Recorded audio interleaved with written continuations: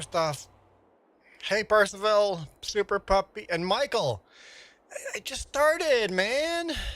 You gotta leave me in my hat for a little bit. Michael. Why, Michael? Why right away? Why? Okay, here we go, guys. Let's do it right away. Oh, don't be something dumb. Please don't be something dumb. Ah. Fedora will work. I'm okay with Fedora. Stop rolling. Okay, we're good. Hang on. Fedora.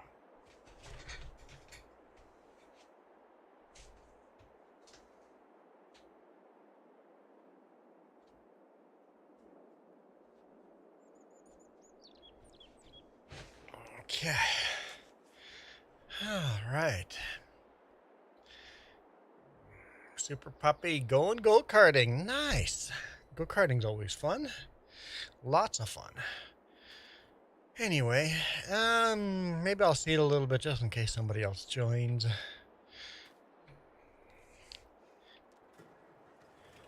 That way there's stuff to be done. Nina, hello. It was 10 degrees Celsius there last night. You hit 2 degrees Celsius last night. Oh, it's 10 right now. You hit 2. It's 0 here right now. We're right at the freezing point. And it's kind of overcast and snowy up on the mountains. Bit of a miserable day out there. Let's load our cedar.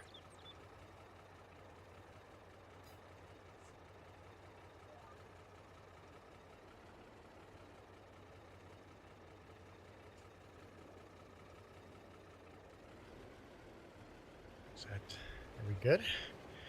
Are we good? I need some music, right? No, I don't want...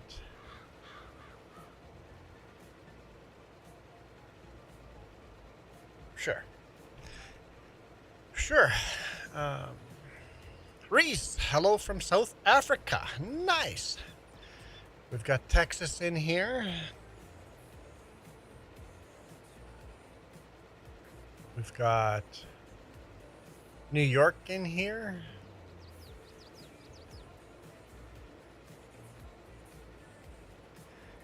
Michael says, forecast is calling for snow on the 24th and 25th there. Yeah, I saw Florida got a bunch of snow. It's supposed to get really cold here by Saturday, like to normal cold temperatures, so it should be interesting. I think we're going to cut some of those trees down here soon, because they're kind of in the way. Alright, this is multiplayer, but PC only, and a lot of mods, like 150 some mods, and not Mod Hub friendly. In fact, they're barely game friendly. They fight each other a little bit. Trying to reduce mods. Slowly getting rid of mods. As we add mods, we remove mods. So hopefully, as we remove the old mods, looking at the tractor we get next year, we might be able to finally get rid of the Oliver 88. Might. And have a new front end loader. We'll see. We will see.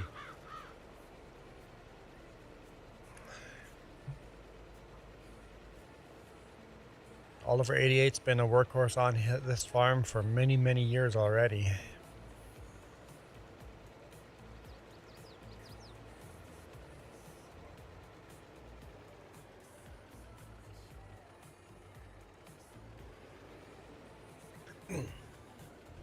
Percival says it's minus 14 Celsius.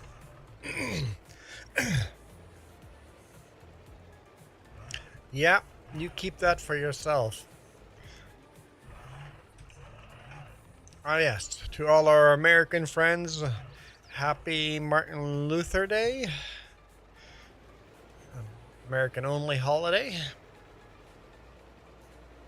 I have to work today.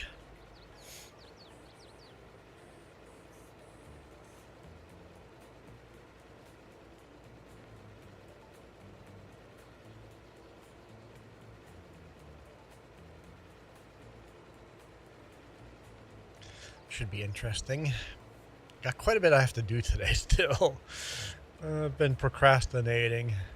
So after lunch I have to run and hurry, try to get all the rest of the chopping done and fill my waters, and yeah, there's a little bit of work to be done. I'm an expert procrastinator.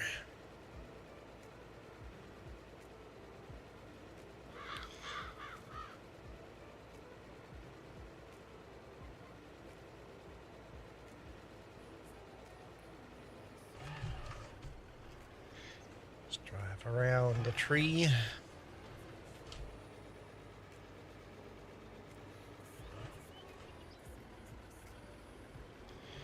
Where we want to line up nice and straight.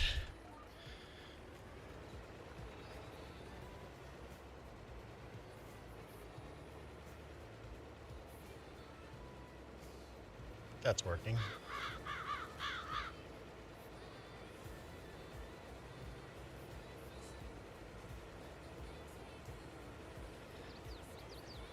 Okay. Does the game sound really quiet? Let's just look at our volume settings. There we go. Game seemed quiet to me. Hey Max, how's it going?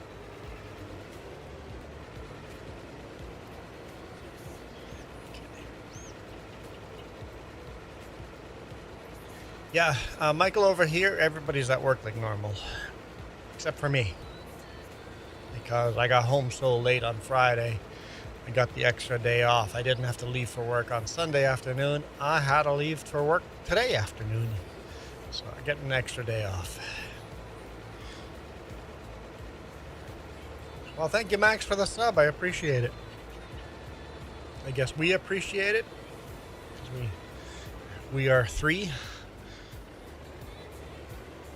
I can't say we are Legion. So even work is off today in the U.S. I know some of you guys were saying there's no school today, but I guess no work today either. Are like malls and stuff still open, or retail open today, or is everybody closed?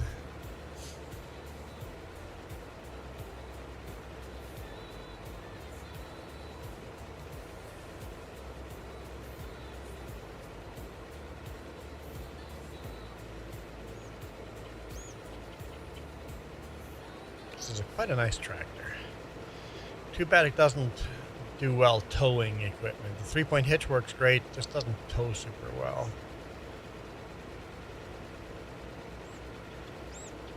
Meanwhile, that case parked over there does not pull the cedar very well. It's just awkward. Some of the mods just don't talk to each other very well. We'll see it a little more, and then we'll switch to cultivating or disking. I think we're disking. So the grocery stores and shopping centers are still open, so they don't deserve a holiday. It's funny how retail never deserves a holiday. This is a very important holiday. We have to remember this day. Oh, you work in a retail store? I'm sorry, you cannot remember this day. This day is not holy for you.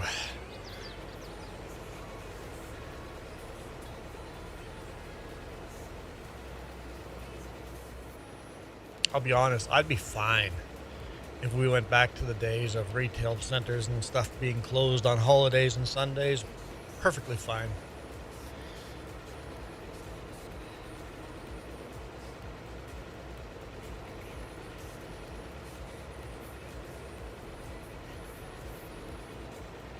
People just get used to have to do all your shopping on Saturday. It would work fine. Just have a day where everybody actually gets off.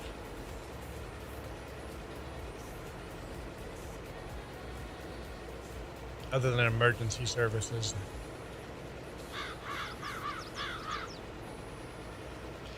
Hey, right plan gaming.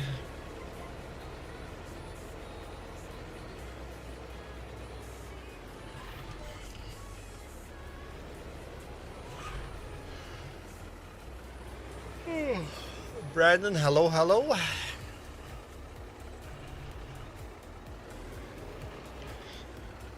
can make a 20-point turn here just to line up again. Just because I don't want to do end rows.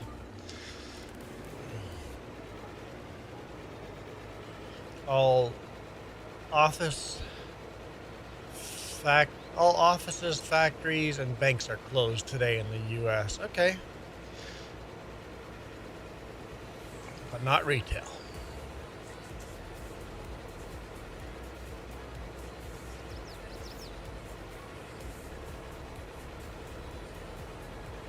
I was wondering how many people would jump in over here. We're at 8 people watching. A couple of you guys have come in, so hello. If you guys are new here, what you guys own Farming Sim? Farming Sim 22, 20, 25?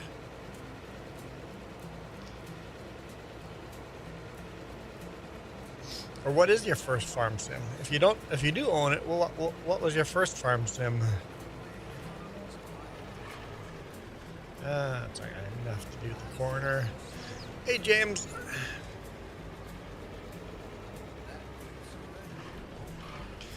Nothing like eating a Bob Evans after going to the junkyard for car parts. Jesse, what's a Bob Evans?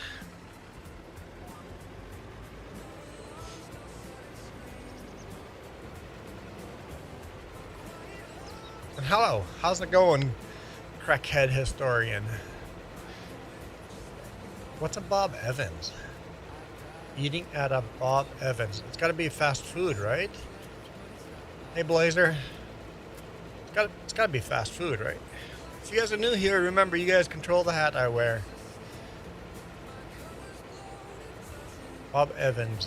Eating fast food is my guess.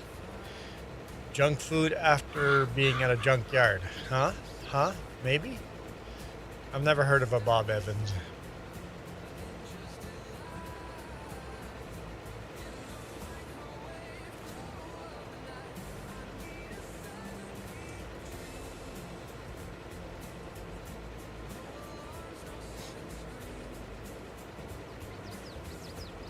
See if historian comes up with an answer.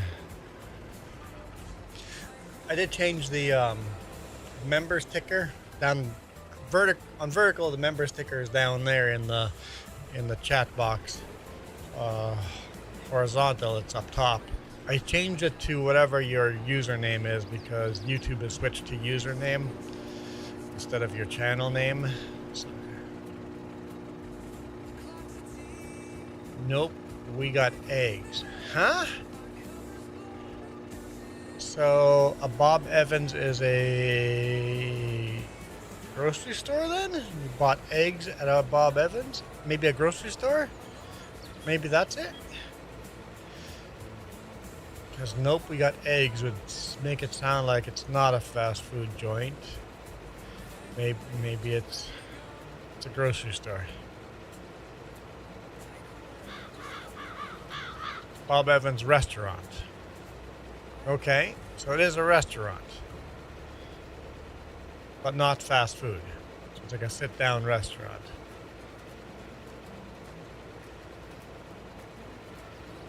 So like a Denny's or what else is what's in the U.S.? Like a Applebee's,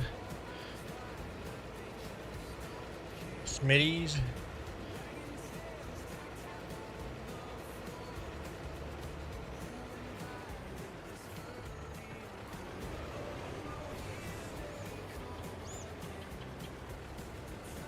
Definitely have to cut these trees down, make some more space at the end of the fields. A list to do. in the winter. We have months of nothing to do.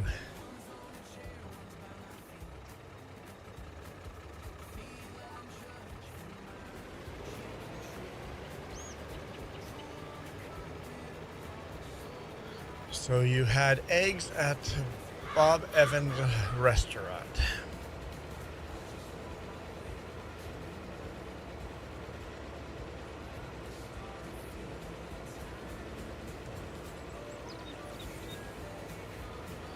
Ugh.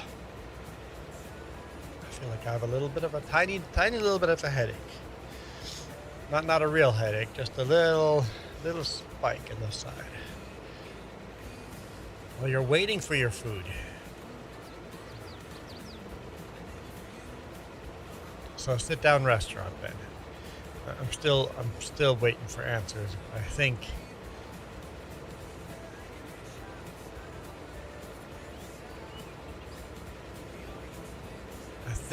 a Bob Evans would be like a just a sit down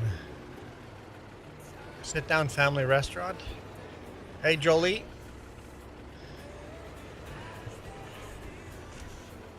Where are Bob Evans located?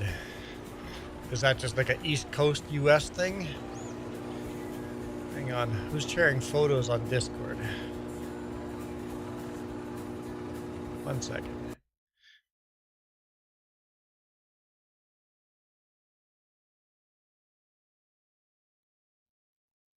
Come on, there we go. Okay, photo on Discord. I don't know of what. Oh, that's at Bob Evans. Still doesn't mean anything to me. So Bob Evans is Great Lakes region. It looks like, I don't know what is on the table. It looks like a piece of paper that was covering a plastic straw. Hey, 5th generation farmer. Good morning. And then it looks like an automotive fuse beside it. So I don't know what I'm looking at.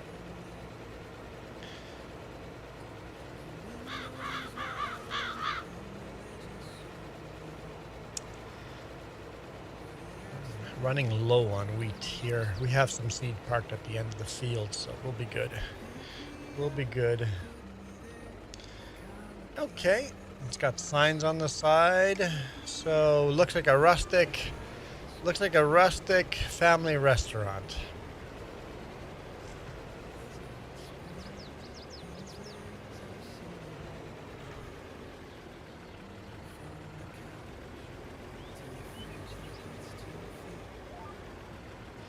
Oh wait, that means that scrapyards are still open on Martin.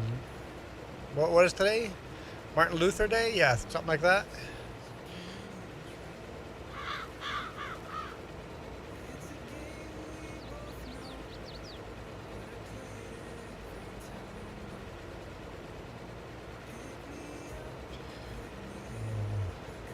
Long hauler goes on a Monday? Yeah, that's my question too. On a Monday. Sounds like you guys have a holiday. And it seems like some of you guys are just you're off of work, but you're out at pickup part or junkyard pulling parts, or just taking the day off, or you're out of school.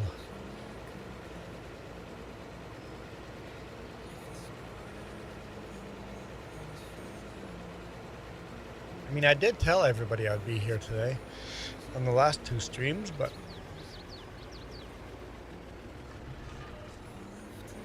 I guess I just told everybody that was actually there.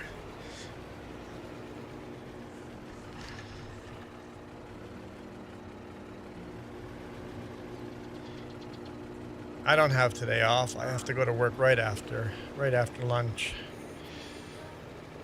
But I have a few hours here, and the weather looks pretty miserable outside, but I've got a few hours here.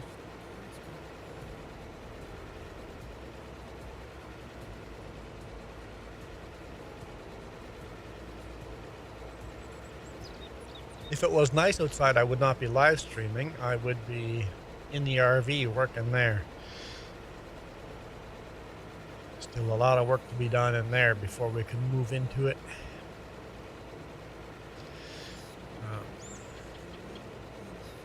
If the weather was warm enough, long haul, I don't know how warm it is for you, but working outside in the trailer electrical, hopefully it's not too cold.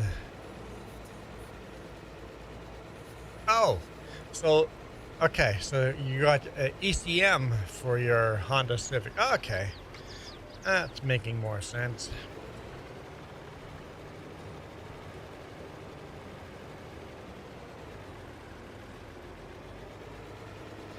Drop it for a couple of months before you get it back for electrical?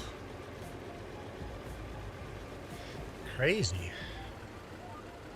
Hopefully my truck got fixed on the weekend.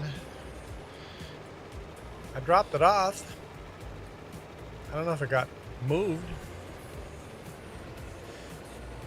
Jesse says it's very cold there. Yeah, I heard you guys. Well, there was snow in Florida, for crying out loud.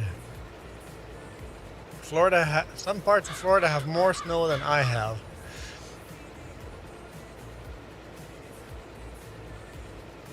So the shops are that overworked that it's going to take a couple of months to get to. Oh boy. Yeah, when I usually have to wait a week or two, and I don't drop it off until they're ready to work on it, and they would do it on a weekend.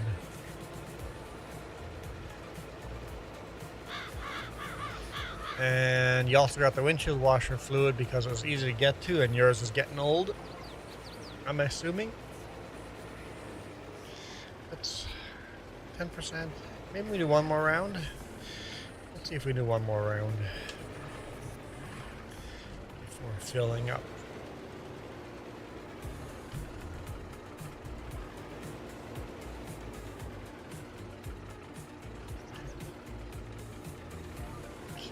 Farm Kid, how's it going? We are in 1960. 1960. It's 16 Fahrenheit there. I don't know what that means, but that seems like a very low number. It seems a lot colder than me. I'm at 0 degrees Celsius. Right at the freezing mark. 16 sounds like it's below freezing mark, right?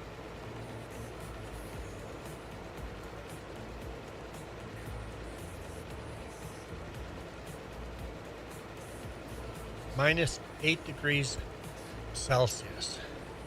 Yeah, that's pretty cold. It's literally freezing out.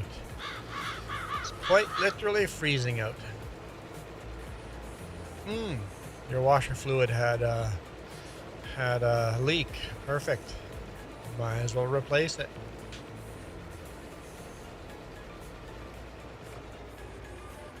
Oh, we're not going to make it to the end.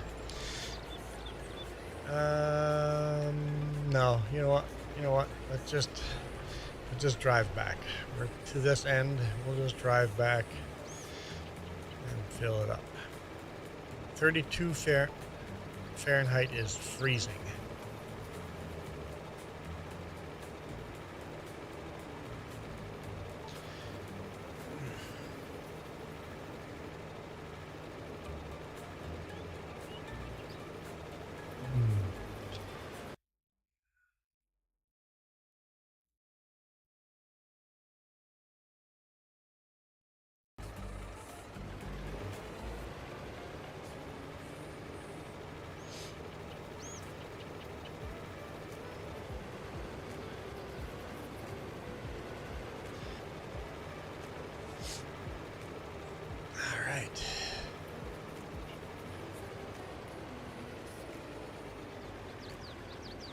Hey, Farm Kid, don't react to people like that. They just get an auto ban. They don't know that I'm a full-time trucker. And this is my side hobby.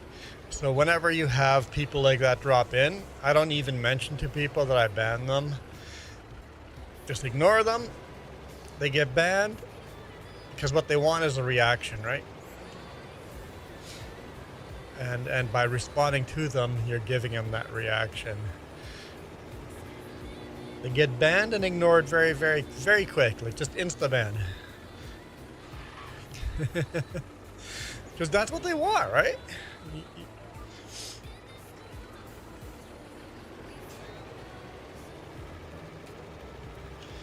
Michael says plus 11 degrees Celsius there, 50-kilometer winds.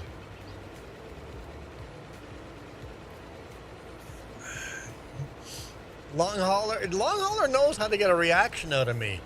These people that come in that try to get a reaction, they don't realize there's an easy way of getting a reaction. Long hauler knows how to do it. Michael knows how to do it. Michael did it at the beginning of the stream. And that is switching my hat. Switch my hat to something dumb and you'll get my reaction. Otherwise, all you earn is just a quick ban. And it's permanent now. Ban you once, you're never coming back, man.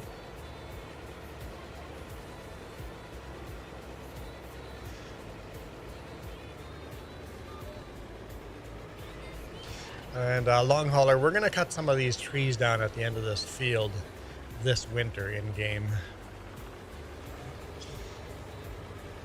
So we have a nice turning around area here off the field. We're also going to cut down some trees on a different field and actually make the field a little bit bigger.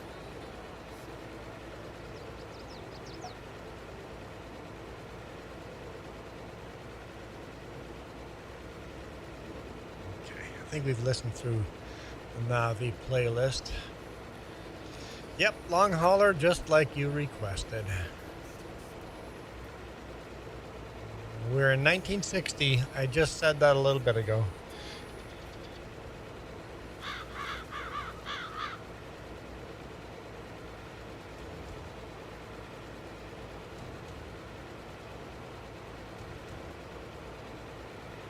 Uh, 1961. Not yet. We're in September. But yeah, we still have to do a bunch of harvesting and some seeding and stuff. But yeah, 1961 will be coming up soon. I'll be back.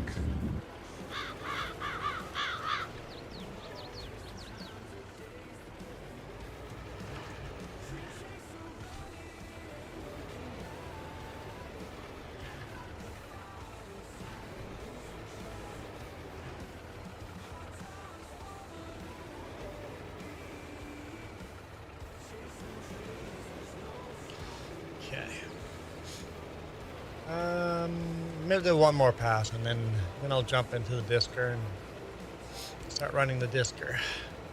Just in case someone joins now, it would be better if the disking was done a little further. We got to disc the rest of this field and the field over there. We have wheat on this field and then barley on that field next to us.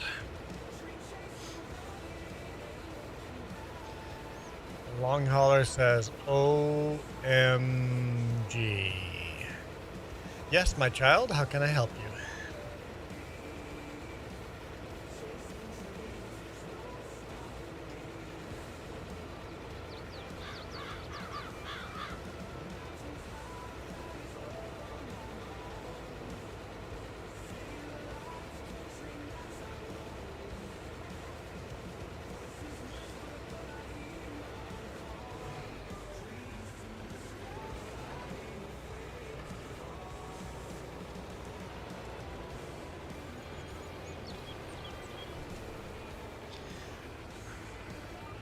I don't know if I believe you, long hauler.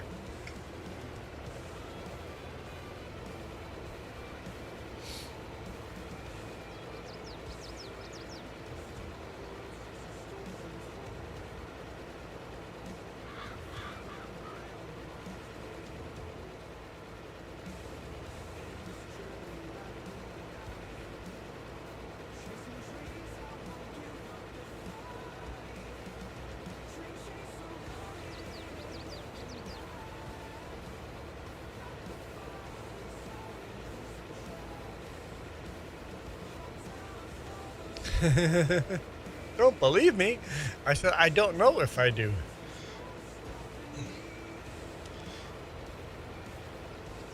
I believe Jesse is at some kind of restaurant. I forget what the restaurant it was because I see pictures on my Discord, so I have to believe Jesse.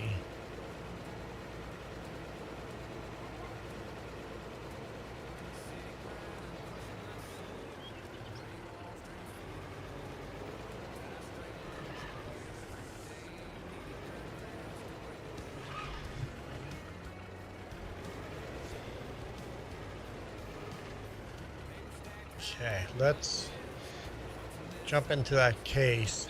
Really, really dirty case. And do some disking, guys. Let's do some disking.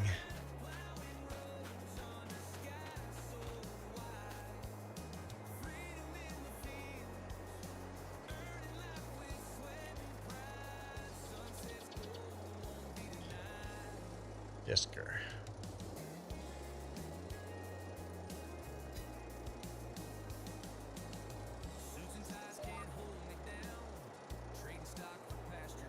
So hang on, I thought I renamed that Disker to just Disker because we used to have two different Diskers.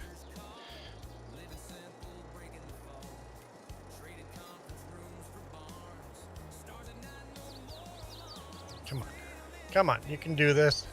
A little bit of wheel spin. We're good. That case desperately needs a wash.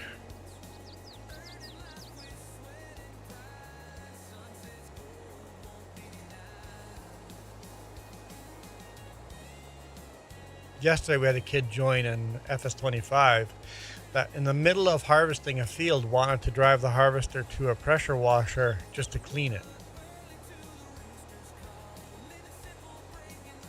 Don't show that pic on the stream. What pic?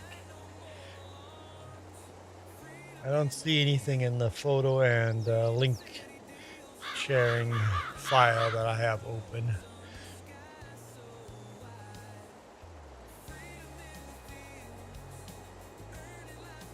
Hello, Mateus.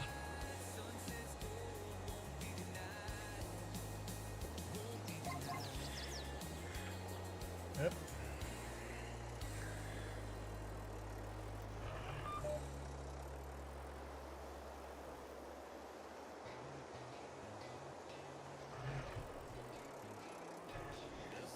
Yeah, these trees definitely will go in the winter.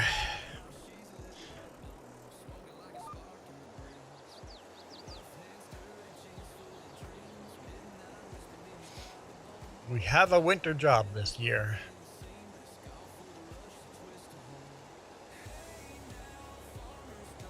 It's in my DM. Okay. In that case, I have to actually stop streaming and go and find it.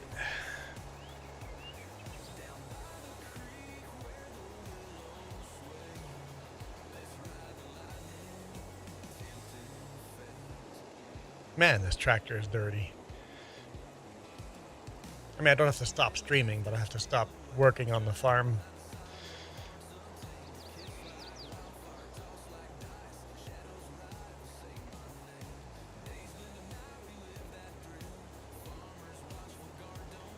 It's an interesting construction of the Disker. The angles built on the frame. Big angle iron. Quite simple, just big solid angle iron.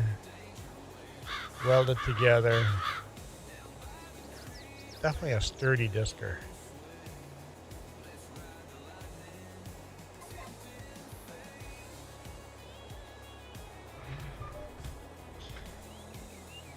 You know, Duke was saying, is this Disker actually wider than the old one? And I'm like, yeah, not a lot. It's like half a meter wider, but I will take half a meter, guys. I will take half a meter. That means several less passes around the field.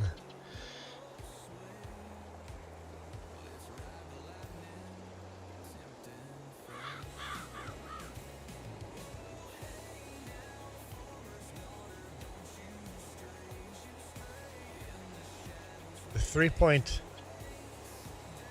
hitch on the tractor glitches out every now and then. Huh. It's like it gets reversed or something, or twisted. Weird. Yeah, it definitely glitches out. Tractor is a little glitchy. That might be why I can't pull a seeder.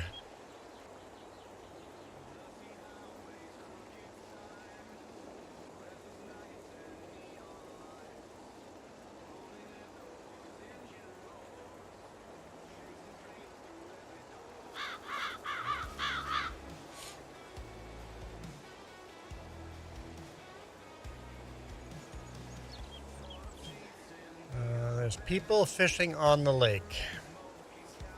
I went straight to ice fishing, but I'm assuming you mean people on boats. If you think it's crazy people fishing in this temperature, Michael, in boats, you're wrong. People fish here year round, even when it's minus 30 or minus 40 outside. People are still fishing. What's my favorite John Deere tractor? It's got to be the Model A, man. You got to go to the OG. It's got to be the old Model A if it's a John Deere.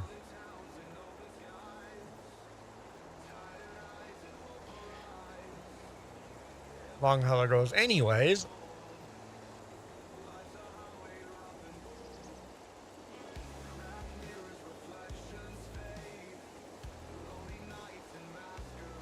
I saw one of these tractors out in the wild in the Monashees this last week. Yeah, Michael, I figured they were on boats. John Deere 60, which is right after Model A. That would have been mid-50s. Yeah, mid-50s, I think.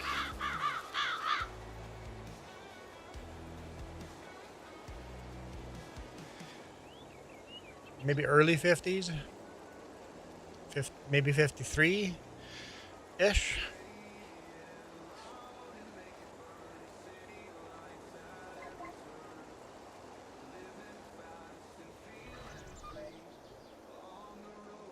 It's a 1954. Okay, yep. John Deere 60. It's basically one step up from the Model A. The generation of tractors that came after the Model A.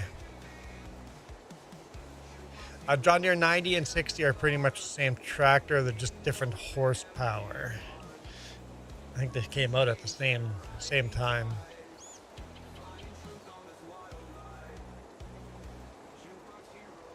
And then in the late 50s, they went to 3 digits.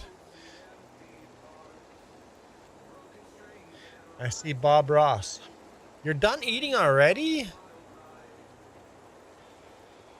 You never shared a picture of the food you got. Happy little tree mints. Happy little tree mints. Never heard of those before. And I'm guessing, Farm Kid, that your avatar is that John Deere 60. Oh, John Deere it says 620. Okay, so the avatar is a 620. Don't we have a 620 on the farm here? I'm not sure what we have on the farm here. Let's take a quick look. That's an 820.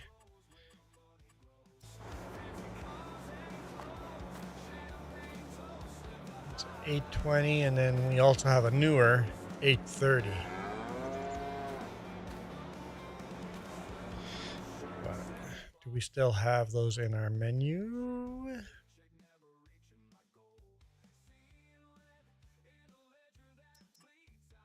Oh, that's the newer. That's the newer John Deere. Nope, doesn't look like I have. Hang on. Here we go. That's an 80.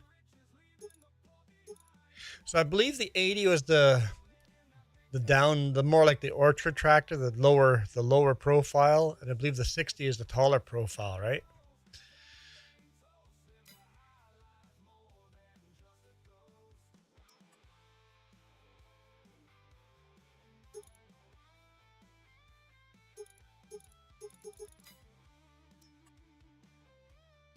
$830.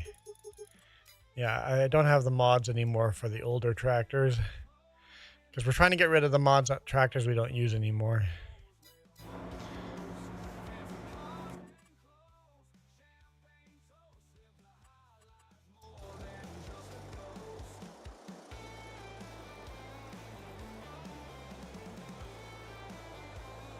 Oops, missed a little bit there. We'll get that on the way back.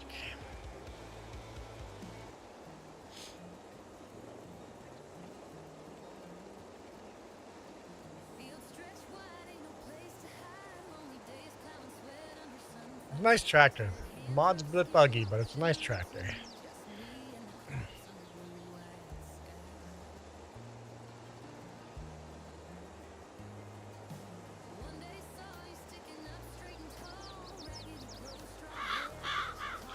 I'm finally back. Super Puppy, I play FS22 every weekend. Like every single weekend, I play FS22 more than 25. I played a bunch of this last Saturday. Every weekend. If you see me play FS25, I have also played FS22 that week. 22 is usually Saturday, Sunday is 25.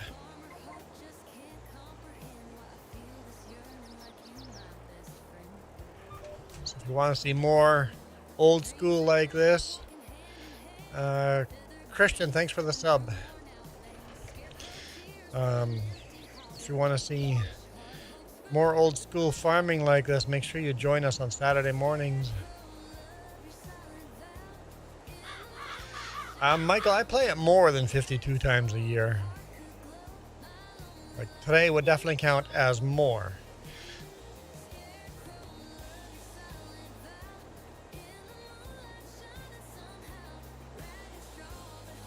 But I play it at least 52 times a year. Well, having said that, maybe it offsets. When I go on vacation, I don't necessarily stream. I know there's a vacation coming this summer where there's going to be a bunch of no streaming and a bunch of weekends I have to be working in the RV. So, but having said that, I'll probably, if I can only do one stream, I'll probably stick with 22 and not 25. Because I enjoy running these old tractors more than the modern tractors. So.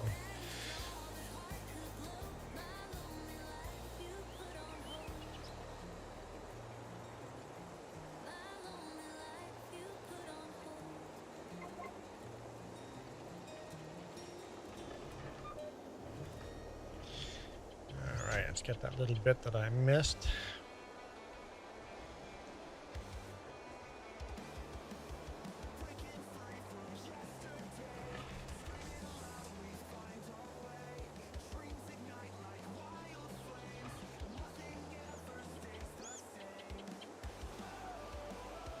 Okay. Almost done with this field. Then we got the whole sorghum field to still disc.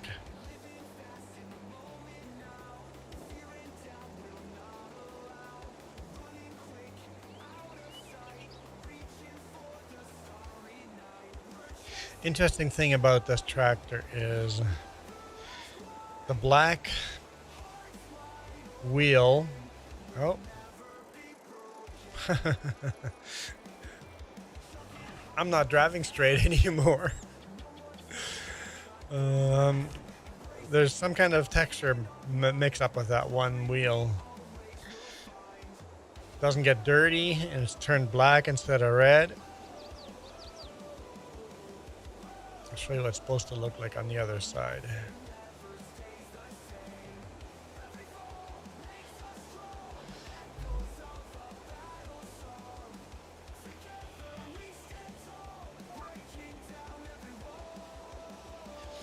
supposed to look red like that, dirty and red like that, but on the other side, just black. And then the toolbox is dark red and literally just floating in the air and doesn't get dirty.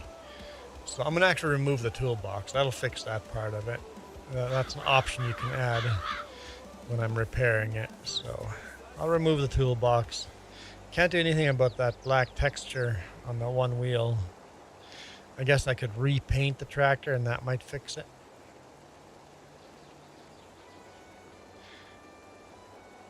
Some weird little glitches, and the 3-point hitch glitches a little too, so it's not a great mod, but it's still a nice tractor. And it's got 80 horsepower, so it's in the top of the horsepower on the farm. The dozer, the Russell Mash dozer has 90 horsepower. And the crazy John Deere Lance Bulldog has 100 horsepower.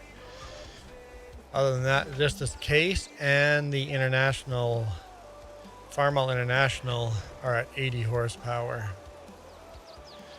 The one I'm using to seed. This one and that one are both at 80 horsepower.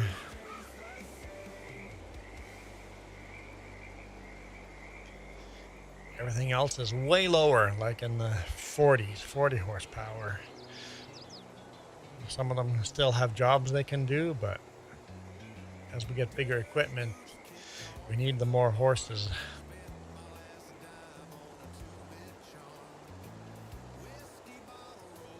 In 1962, we got that monster Russian machine. I don't know if I'm going to actually buy it, because it's going to kind of make all the rest of the equipment on the farm useless.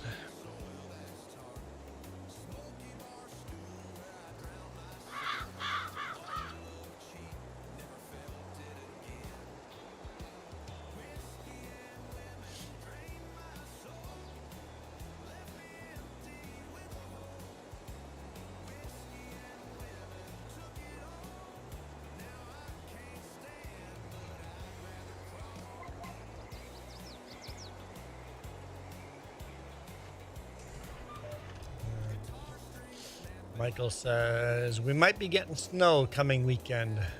That's a huge might. Did any of Texas get any snow this last 2 days here with that cold spell? Or did that just stick to the Florida Panhandle?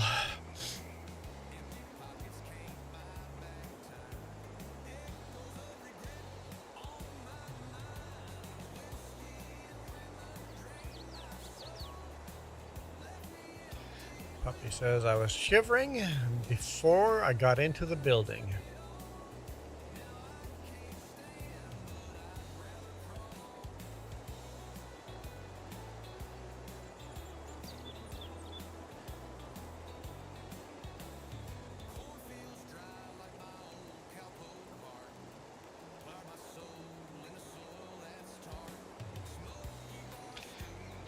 Hey Juan, James mentioned another Jeff, that he's also a truck driver. Yep, our buddy Jeff is a truck driver. Yep, we used to work together for the same company.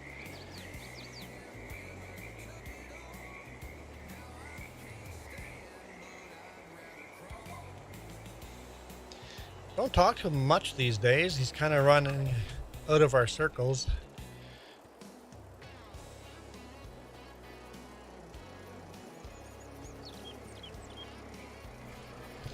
Every now and then I see him on the road and he makes it into one of our videos. Oh, come on, let's go. Get that tire spin going. There we go. I guess it would be better if I just free-handed this. These frogs are sure loud.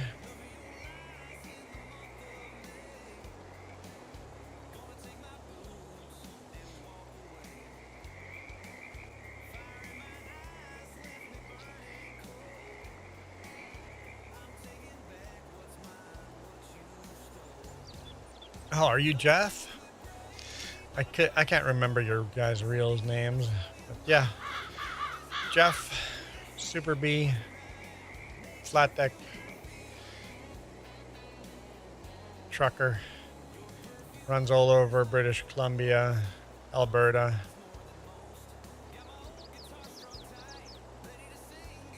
You know, real trucking, unlike you guys do in the US. You know, running at 140,000 pounds instead of your silly 80,000.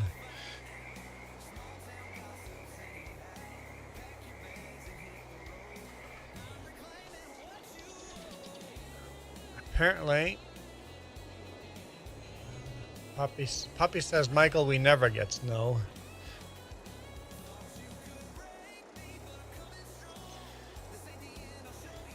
Puppy, I know for a fact you guys have gotten snow where you live before. It's happened.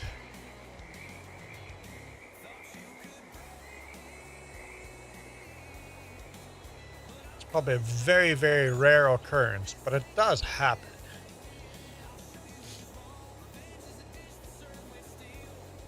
There have been some crazy storms that have hit your area. Most of the time it's just a rainstorm.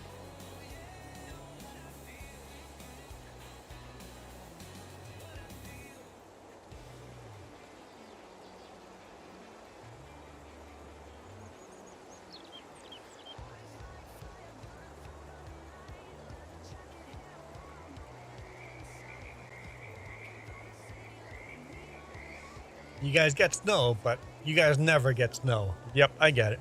Snow is just not in the... Well, this year people are getting snow that don't normally get snow, so there's a chance. This is a weird winter. You guys are stealing our snow this year.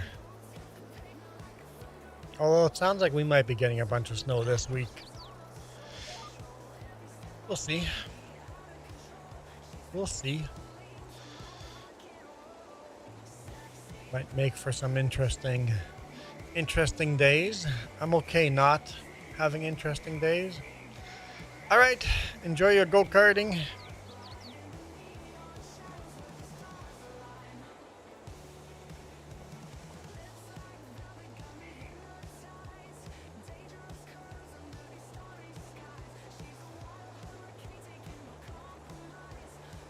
I missed a little bit.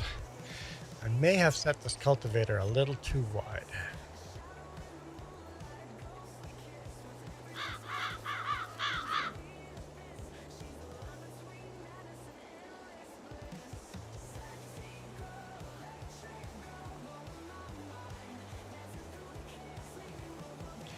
Once I get this next pass in, I'll just notch it down like by 0.01 and see if that fixes it.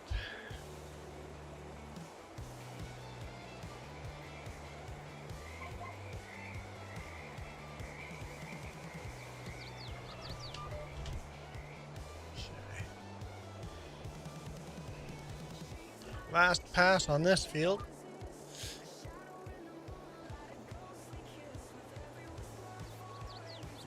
Yeah, I see a couple of spots like that now. Yeah. I may have this set just a tiny little too wide.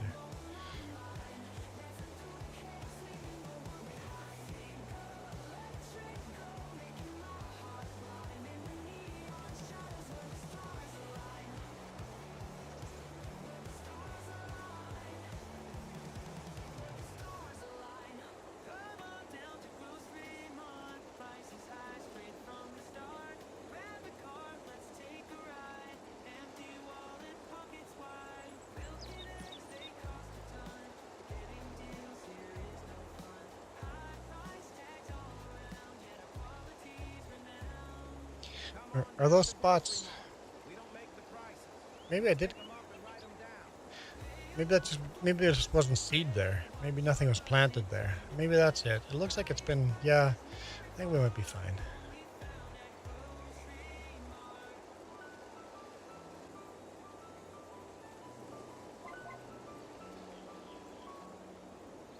So there it misses a little bit, but it was the end of the field.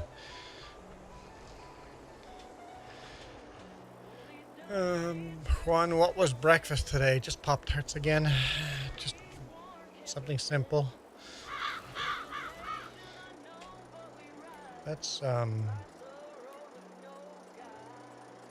just shrink it by tiniest little bit.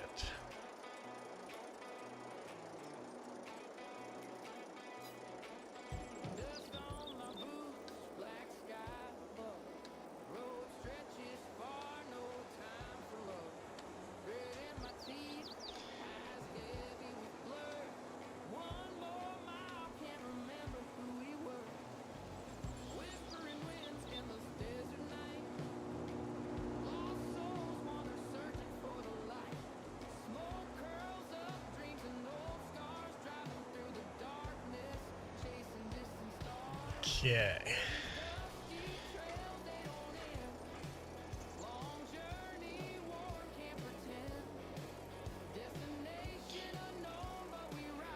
A little bit higher up.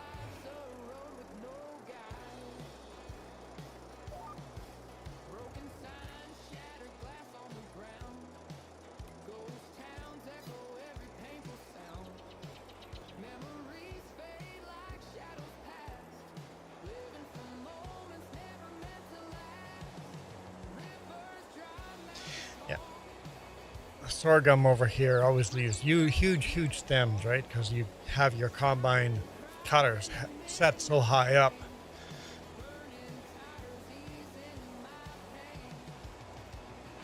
Sorghum, you don't even see the weeds hidden inside of it.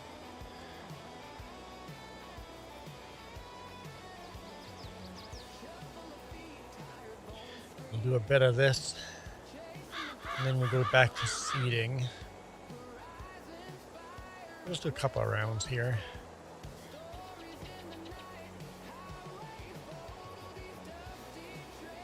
Hi, Jess. You feel cold. It's cold. It's 0 degrees Celsius.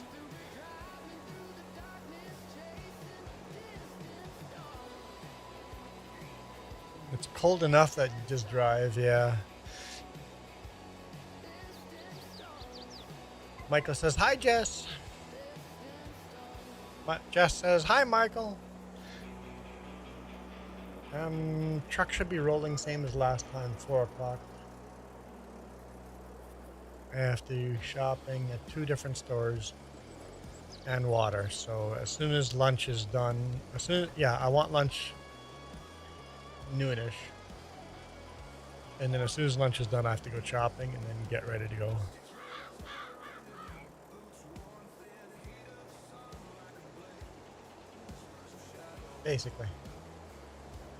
Basically, I don't really have any spare time. Yeah.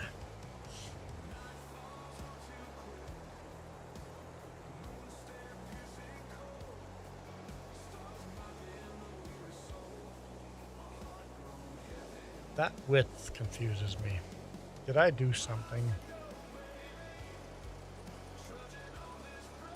Seems right.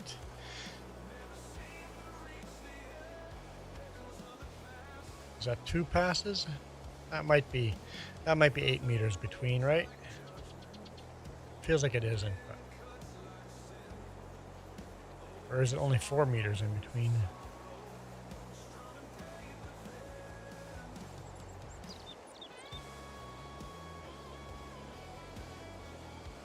Something feels slightly off. We'll know when we make the next round and come back.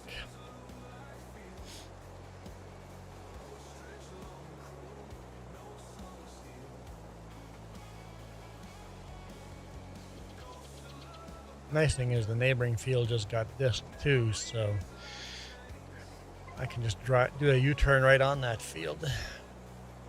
No 3-point turns, or 20-point turns in my case.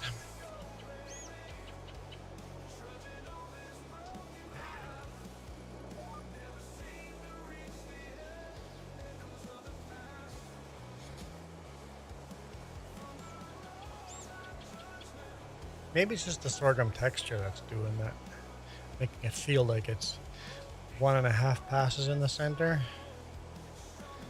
Let's see what happens when we come back on the other side next time.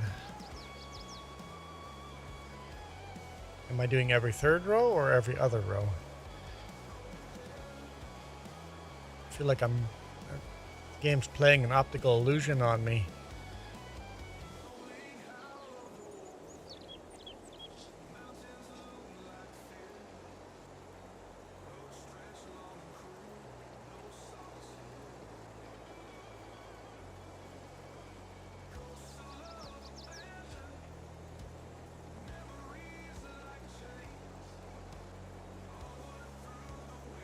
We'll see where it locks into when we get to the end here. And if it's just one pass, is it actually going to get all of it? Did I screw something up or not? Or is it just an optical illusion?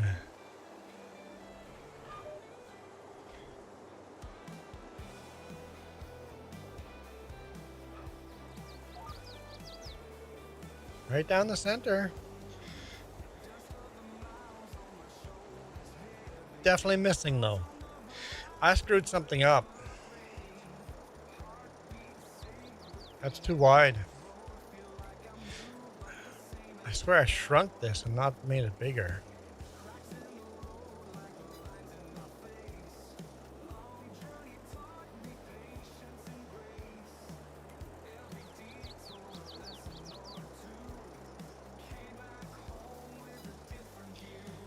I screwed something up.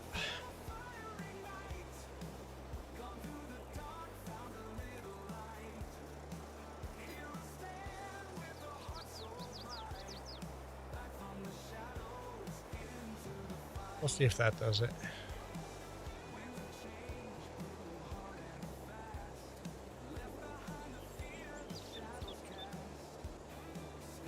I feel that's still too wide.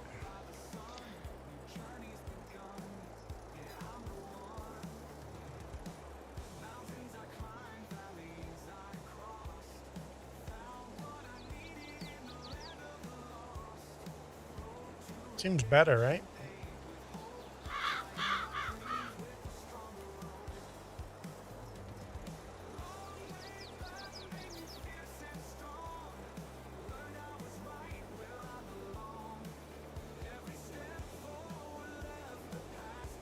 Okay, I think we're going to save that.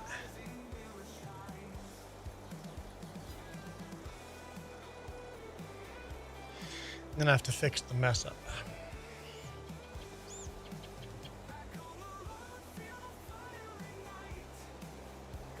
Little extra work for myself screwing that up. Alexa, shut up.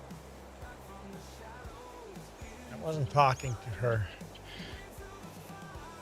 Good thing I don't have like text to voice on your live stream chat. Some people do that. If you guys leave a comment, it reads out. Thank you, Navi. That you guys can whatever you guys type, it reads it out verbally. You guys would be activating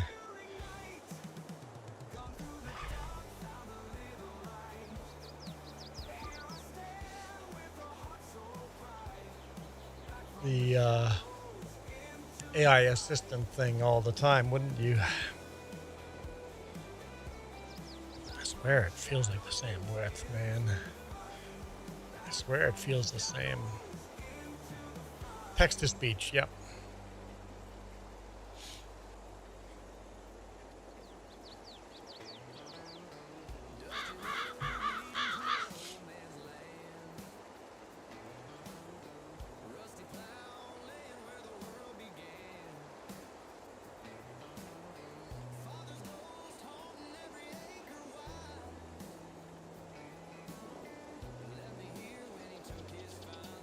Seems to be working. Seems to be working better. I just have to fix this.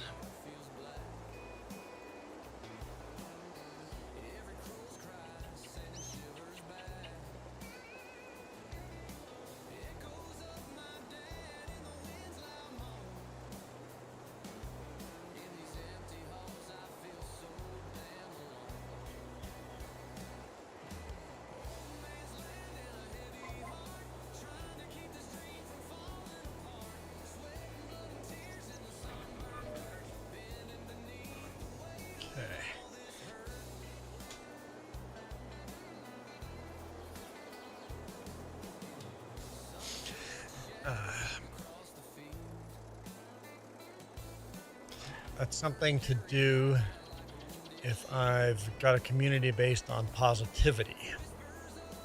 Yeah, yes. But even then, you'll have a jackwagon that would drop in every now and then and say something stupid, right?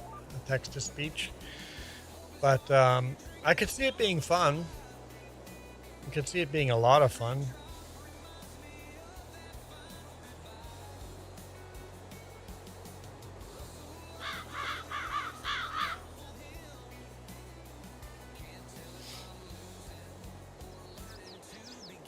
Yeah, you'd have to build in some kind of delay and a button you can hit to make sure that it doesn't read a certain one.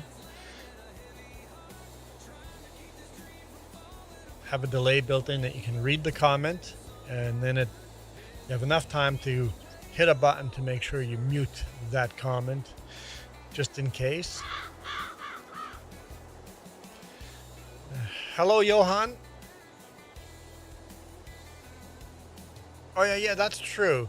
Have text to speech only on super chats or whatever, right? If it has to be a paid comment, yeah, that probably filters out most trolls. Yep. Yeah, you are correct.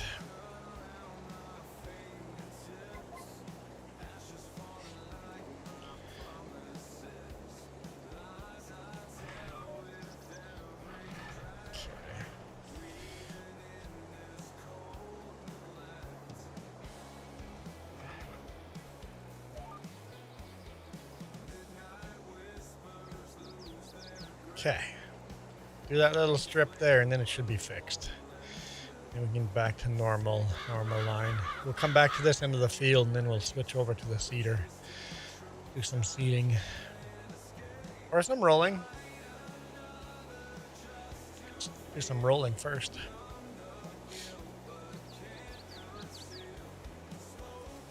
Just a couple of passes. Haven't done that yet, running the old Model M. I don't know if you guys want to see the old Model M running, but I might do that.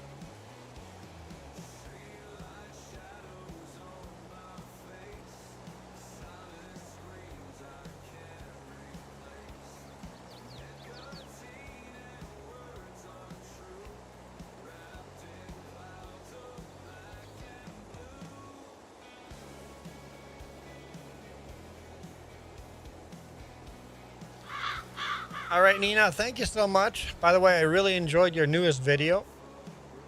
Seeding grass on top of grass. That was super neat. If you guys aren't watching Nina's channel, you guys should. Real life farming videos on a cheap farm. Johan is from Finland. Nice. Hello from Finland.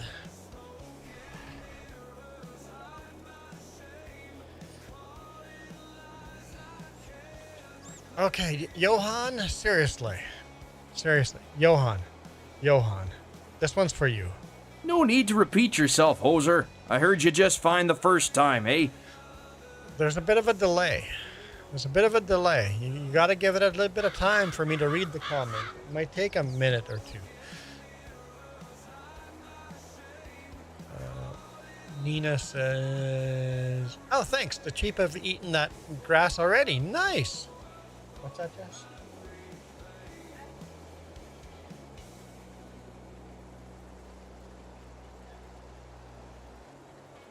Oh, well, no, not even me delayed.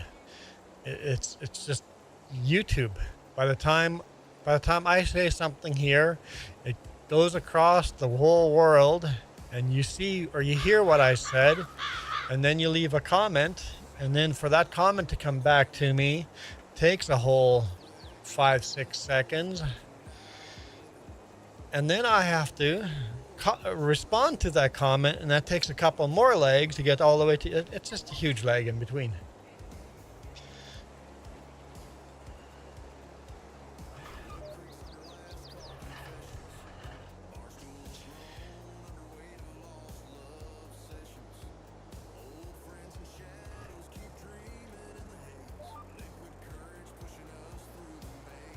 Yeah, it's kind of cool seeing Nina's farm, like real life farming on a small field, small farm. In fact, they were running a Ferguson, old gray Ferguson tractor to compact the field down. It was pretty neat. Well, thank you, Johan.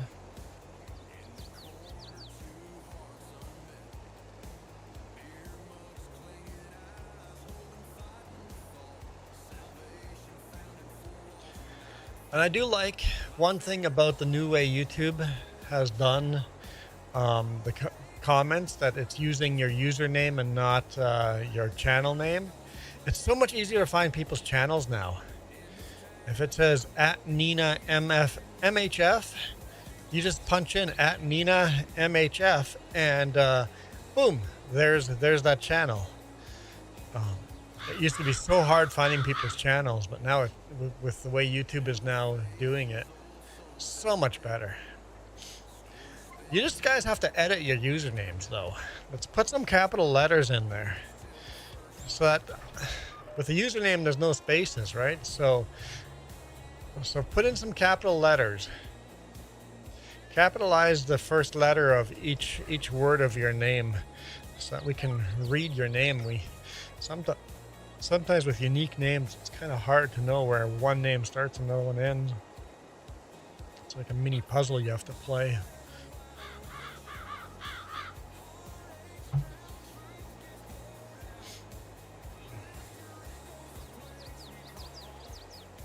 What? You're doing prep work. Okay. Doing prep work.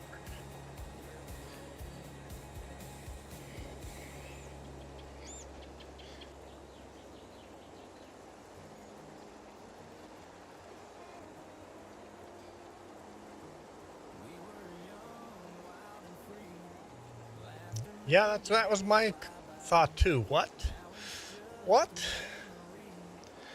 I have no idea what you're talking about, Johan.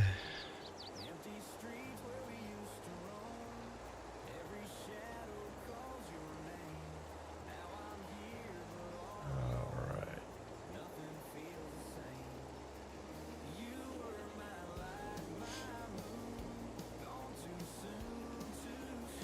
Turn around here and then we'll switch jobs.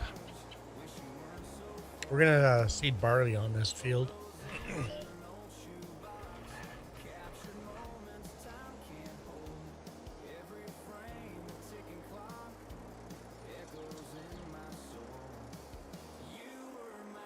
Debating. Do we want more oat or more barley? Do we want to seed 2 fields of barley? Or 1 field of barley? We'll see. Okay.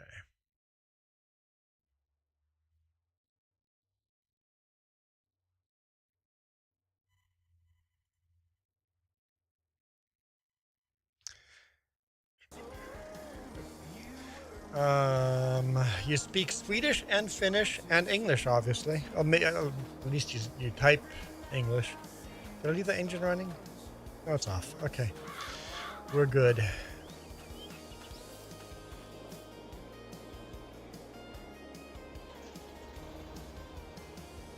So. Okay. I can't think of anything. No. Nope. I can't think of anything. Make sure we're wide enough so we don't hit those power line poles. This is our old Farmall Model M, Super M. Still quite a handy little tractor to have on the farm. We actually sold it and then bought it back. Because it turned out that the new tractors we bought were a little buggy. And there were still some jobs that were better done with the old tractor.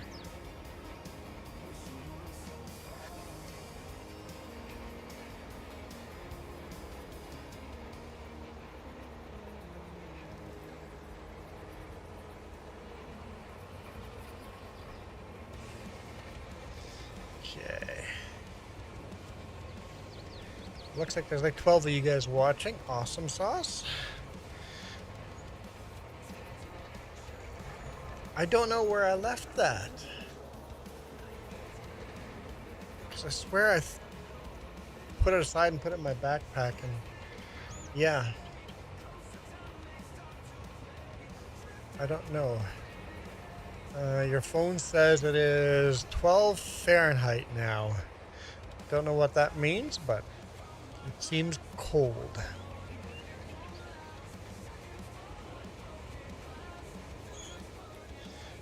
Where's our rollers? Roller. Alphabetical, right? Or roller. Where? What's this temporary harrow and temporary harvest? I bet somebody else made those.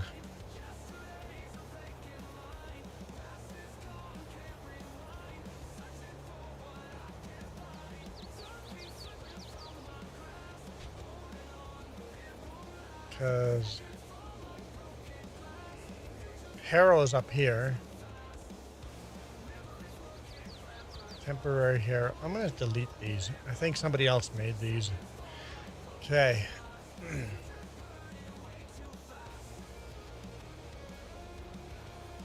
So I'm annoyed. It starts race at 2. Not sure what that means, Super Puppy. Okay, where's my rollers?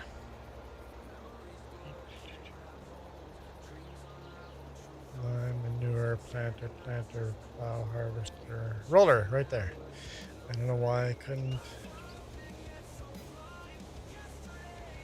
I don't know why I couldn't find that.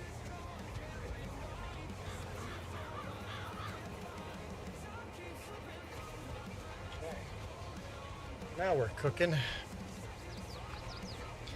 So the go-karting starts at 2? Is that what we're talking about?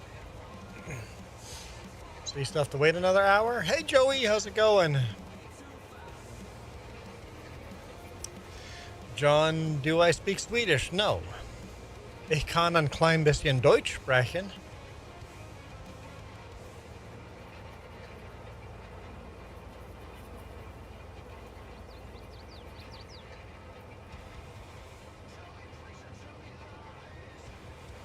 And isn't Johann a German name?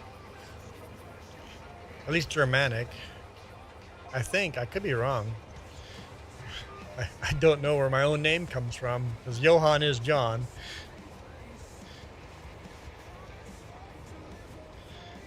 I am Johann.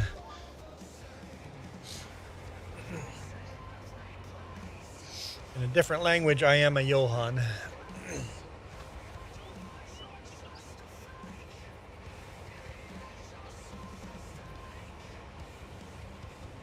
So Super Puppy, you are annoyed that you got the time that go-karting starts wrong.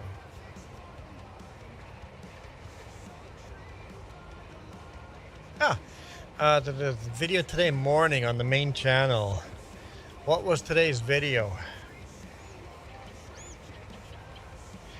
Chaining up was last Monday. What was this Monday's video?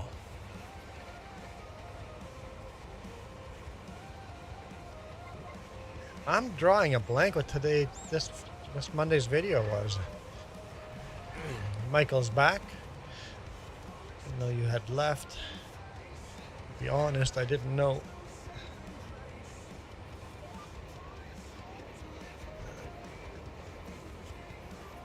Well, I'm jobless for now since you don't have a car for now. Oh, so you can't drive to work, so you had to quit your job.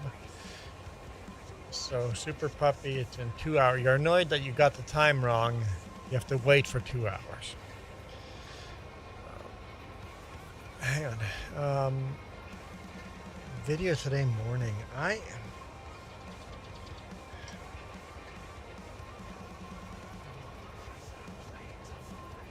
going to look up on the main channel. I got a bunch of comments too, it looks like. Oh, delivering at the lumber mill. Yeah, the lumber mill delivery. It's always weird to me when when lumber mills send lumber from one lumber mill to the other. So Johan, do you speak German? I guess maybe not. Honestly, Swedish and Finnish are Germanic languages too, right? So they come from the same base language. Super Puppy says, Nein. Du sprichst nicht Deutsch?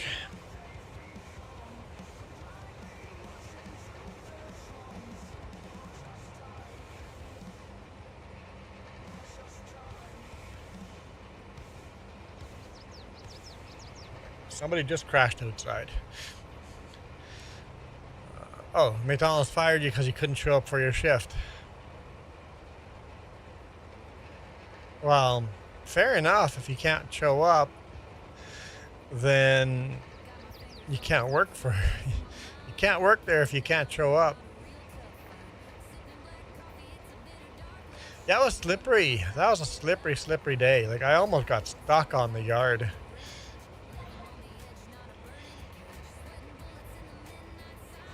And then when I parked overnight nearby, I had to actually swing the truck back and forth to get unstuck. It's like everything is that melting, slippery ice stuff.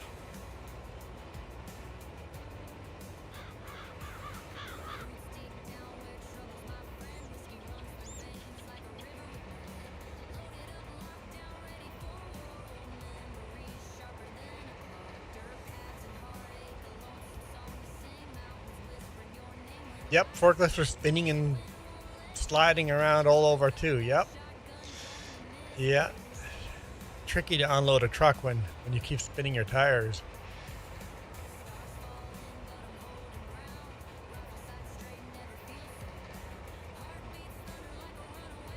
Well, it's fair enough, historian.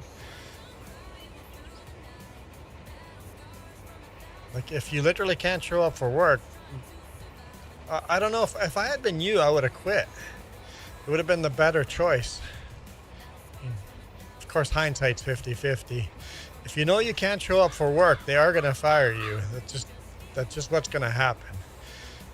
Would have been better if you had just quit the job and said, hey, I have to quit the job until I get a car again, and then I'll apply again. Isn't this your second job you've been fired at now? Doesn't look good on the resume.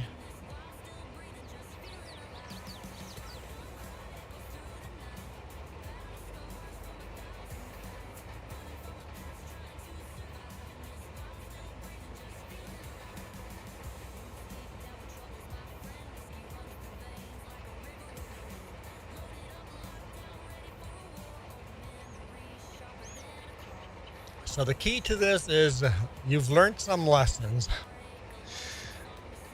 Lesson number 1. If you don't show up for work, they're going to fire you.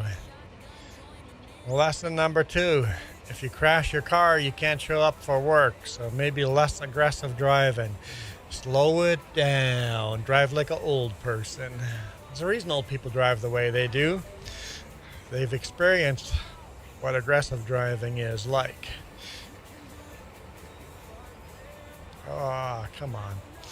Missed a little bit there.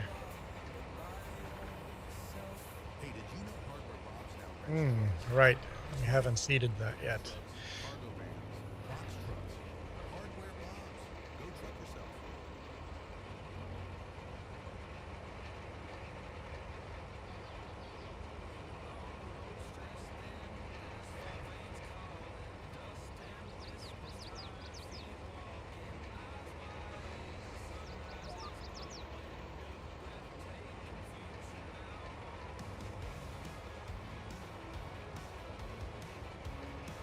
Yep. So a couple of good lessons learned. That's okay. We've all screwed up. I wrapped my Ford Explorer around a power line pole once. Learned my lesson there. Last night it went to minus 41 Celsius. The feels like temperature or the actual temperature? Now you're Canadian, so that's probably the actual temperature. Minus 41 Celsius. Yeesh. Yeesh. Feels very Manitoba-ish over there.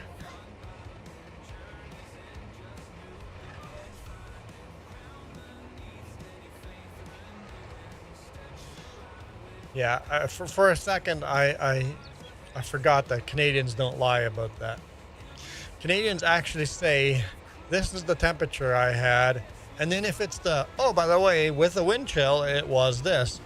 But Americans just say, it feels like this with the wind chill. Because that's how the news does it, because it's more dramatic, right?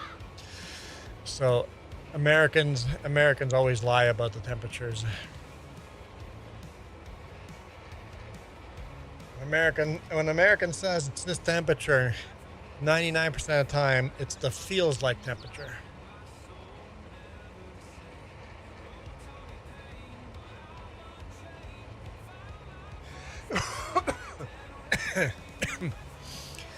I learned that the hard way. I take it, Johan,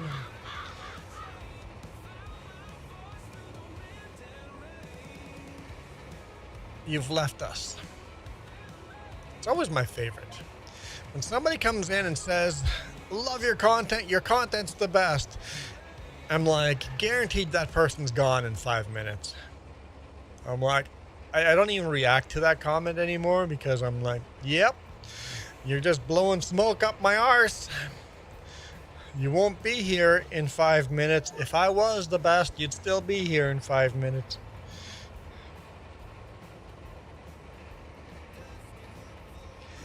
It went to red alert on the Weather Channel. Yeah, I bet. Minus 40 is you can only be outside for seconds before your skin freezes without proper gear on. You definitely have full gear on. Winter boots, snow suit, good gloves, good toque and good scarf, balaclava, all of that stuff. Probably a balaclava with a toque on top of it and a scarf with a hoodie up on the snowsuit. That's how you go work outside in minus 40. I remember doing that. Well, Michael, Upper Canada is a very specific place. So when you say that, you're full of shit.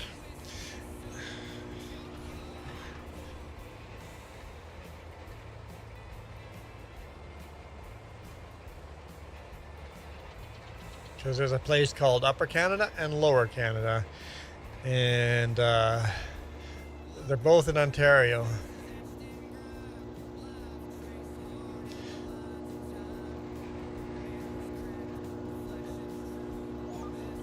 I have noticed that the more highly someone thinks of you when you first meet them, the faster they take issue with anything you do and don't like it. Anything you do that they don't like, yes. Anytime you meet them and they are really, really impressed by you, be careful of that person. That person is not going to be here for a long time. That'd be nice, Joey. We didn't have heated snowmobile suits back in the day. Heated snowmobile suits and helmets, yeah. Nope, not truck broke. I just got home very late on Friday, so I don't have to deliver this load until later on today. So I get an extra morning off. Basically, I wasn't going to leave until today morning. And if I'm not going to leave today morning, in that case, there's no point until leaving until afternoon. Because if I left today morning and delivered this load, I still can't pick up the next load till tomorrow morning. So I might as well leave afternoon, just in time to deliver the load I have on and then go drive to where I'm loading tomorrow. I'm loading in Kamloops.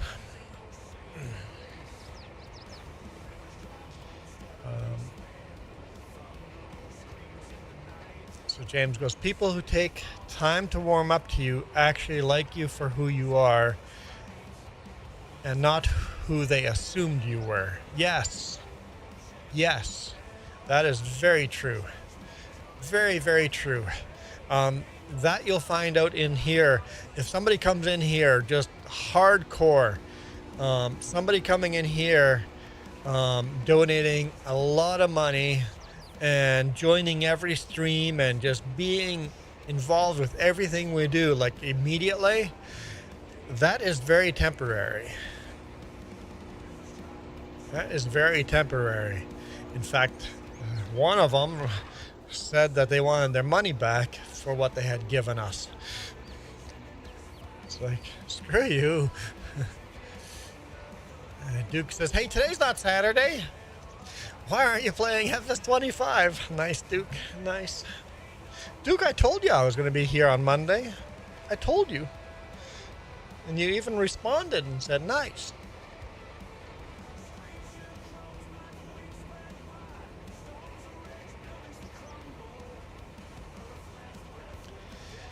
You saw that Manitoba is supposed to get minus 80 Fahrenheit. I don't believe that for a freaking second, Michael. There's no way anywhere in Manitoba is going to go minus 80. I don't believe that. Joey, do I believe that? Since Joey is in Manitoba.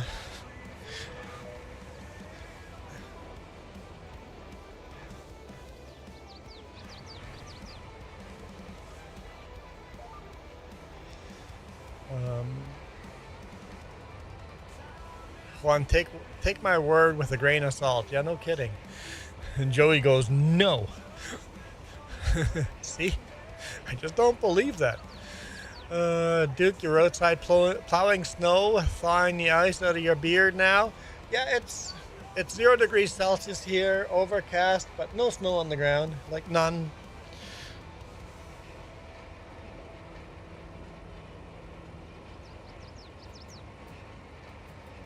I like Johan's comment. Can you Swedish? Minus 4 Fahrenheit right now, so that's like I don't know how cold that is. Well, no, Ghost Bear, it went to minus 41 in Winnipeg yesterday. But Michael said minus 80. Minus 50? If it's a crazy cold, like it's something closer to minus 50 would be possible. Especially way up north, northern Manitoba. I would have to take a second look at minus 50. Oh, hang on. He said minus 80 Fahrenheit. My bad. I didn't read the F.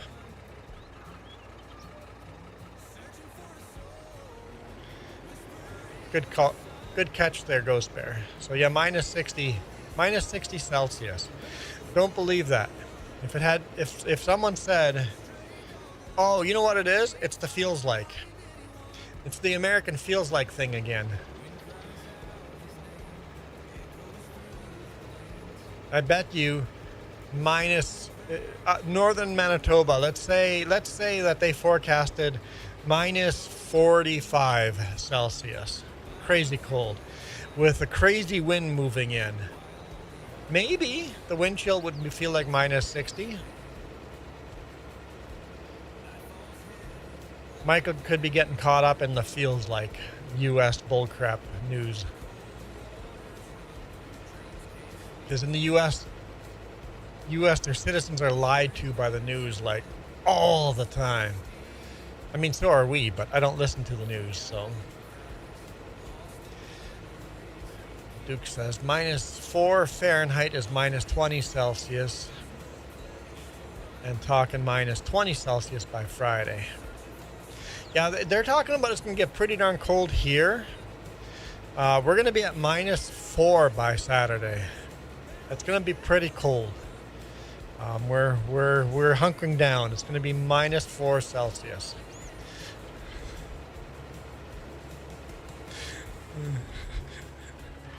We're so spoiled in the Okanagan Valley. So spoiled.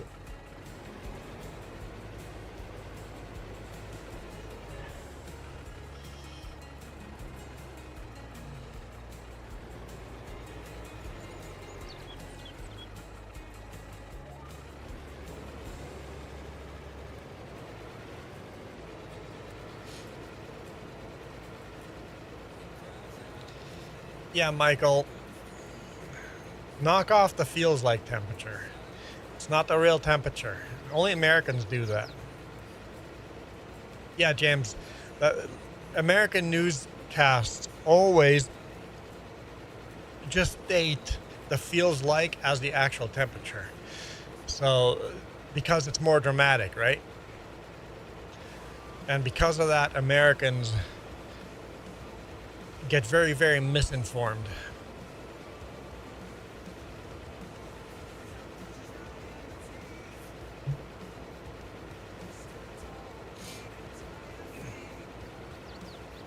Canadians will very often use the feels like, we call it wind chill, number as well, but it's always a secondary number below the main number.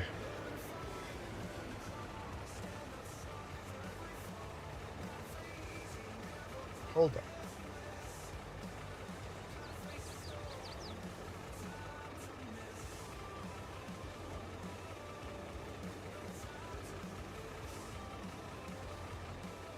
Just can't buy my lunch.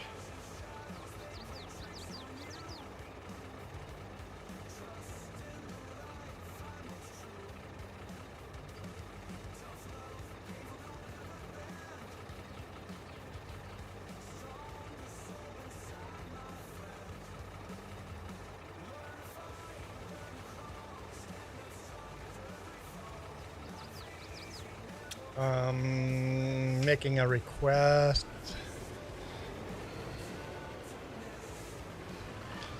And then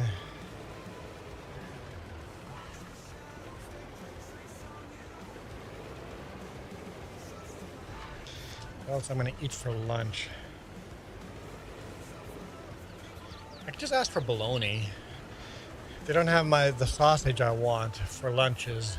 I'll just ask for bologna and heat it up in the toaster oven. Don't particularly like that, but we'll try that.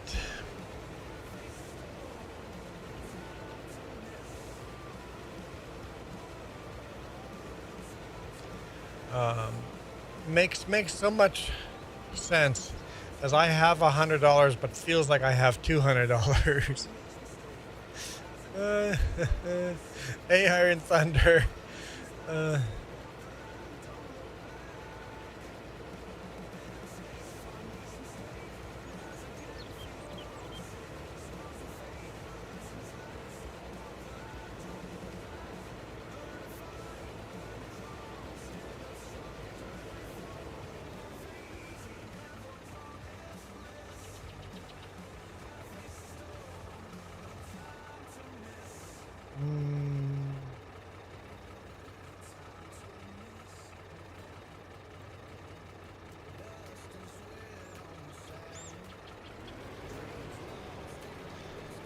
Okay, she's found some sliced summer sausage. That'll work. That'll work.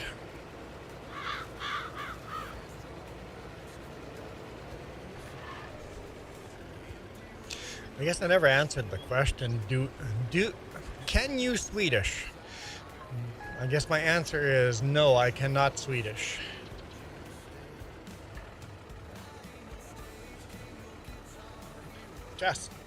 Jess, leave me alone.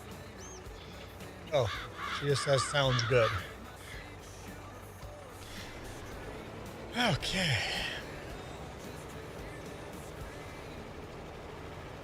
Joey says, I'm making you hungry? For summer sausage? Come on. Good Mennonite summer sausage.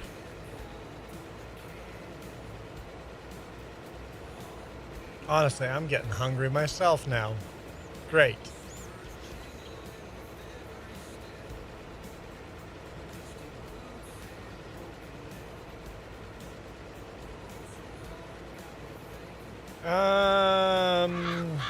I'm probably on for another half hour to an hour.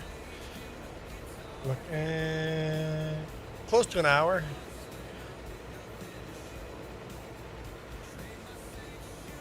Yeah, well, Michael, that makes sense that the feels like temperature can be either cooler or hotter than the actual temperature. That's why you just read out the actual temperature, not the stupid feels like temperature.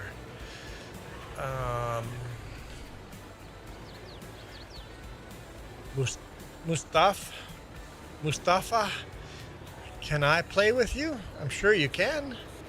If you have the right tools and the patience, I'm sure you could join us. And thanks for the subscription. I appreciate it.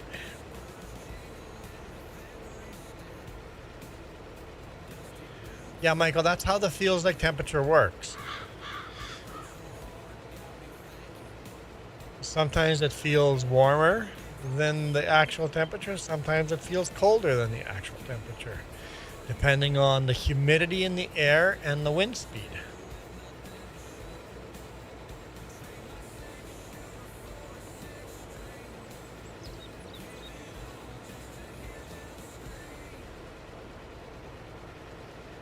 I would guess Mustafa is a John Deere fan. We've got a couple of John Deeres on this farm.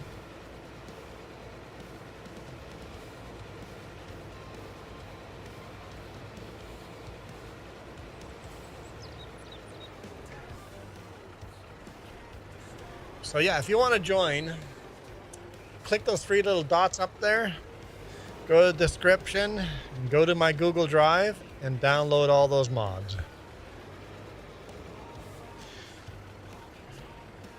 And that's all that's required.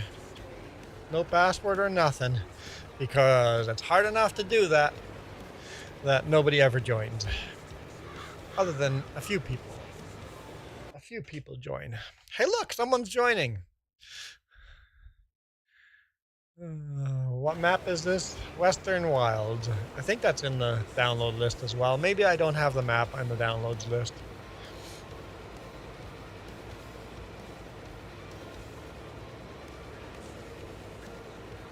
Maybe I do, maybe I don't. I can't remember.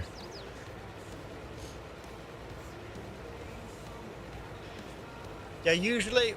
Actually, I don't think people realize that. Hey, look, there's Duke in the middle of the field, because that's where he was disking when he was last here. But I've done more disking since then. But the disker's still there. It's just in the field next to us. Oh, you want me to hit that? Yeah, if you want to, by all means.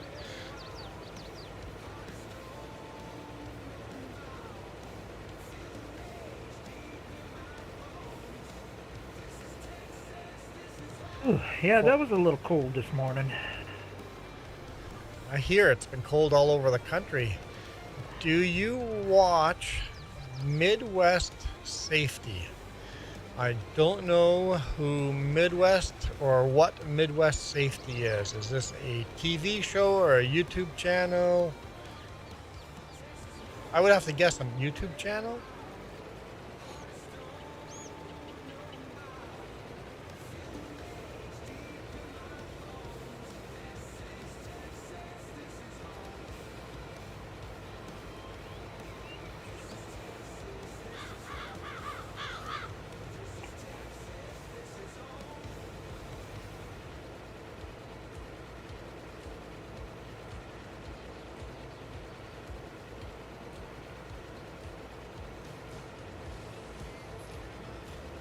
Looks like I'm going to be out of wheat here pretty quick.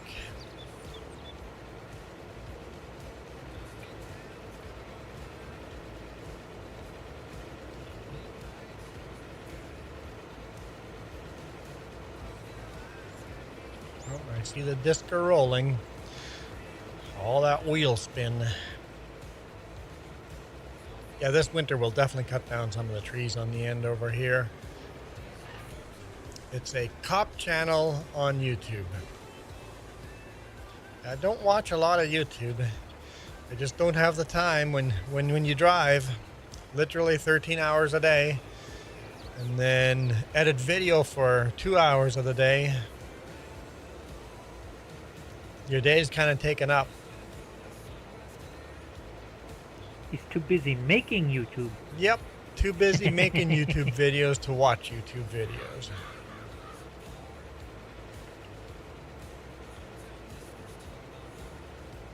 And then on the weekends, I'm here live streaming instead of watching.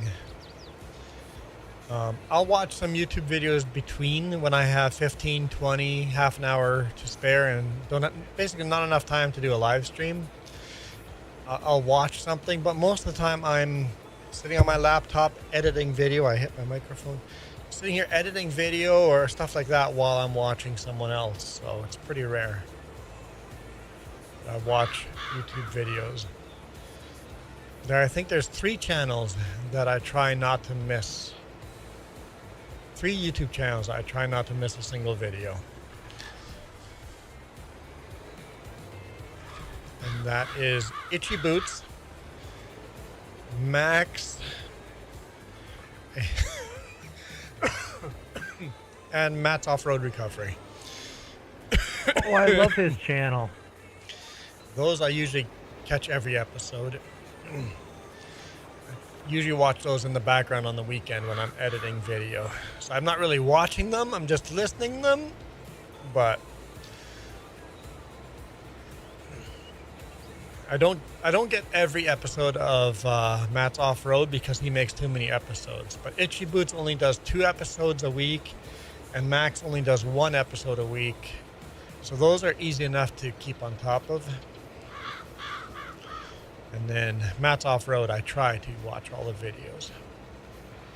He could almost be your twin brother, the way he acts. You and him act very similar. Maybe that's why I like him. Similar upbringing too. Very strict religious upbringing. He's a Mormon, and he's still a Mormon, though he's still in his very strict religion.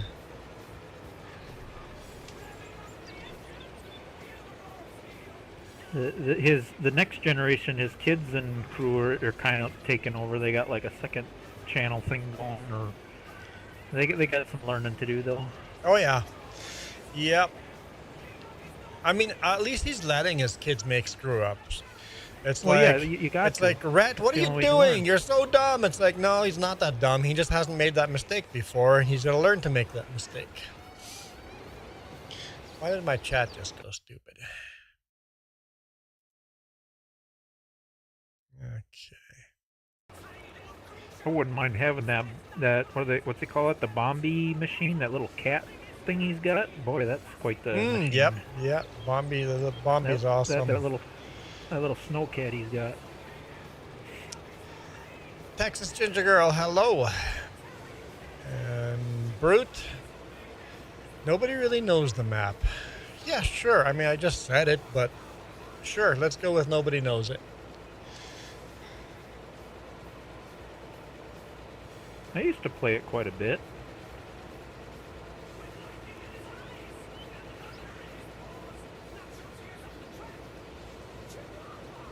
Michael says BRB. Whoops. I'll be back. Apparently Playing clicking. second place.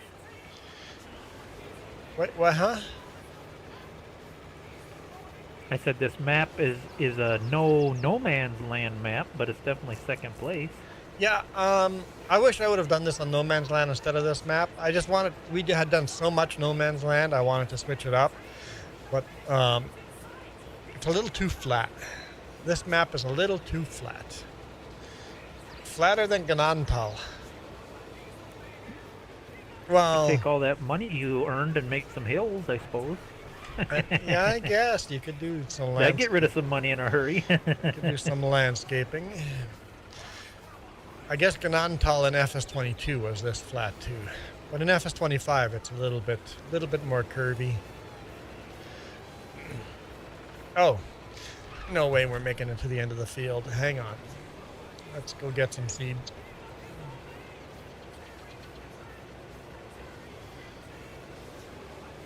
There's a duck running away from me. Hello, duck.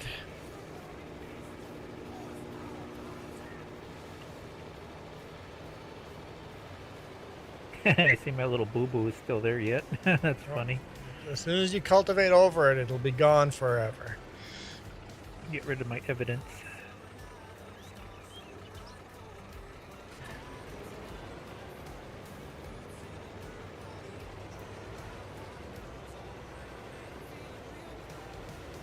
A good thing the field next to you is disc, so you can't even screw that up. Hello, game glitch. Whoa. Rubber banding. Oh.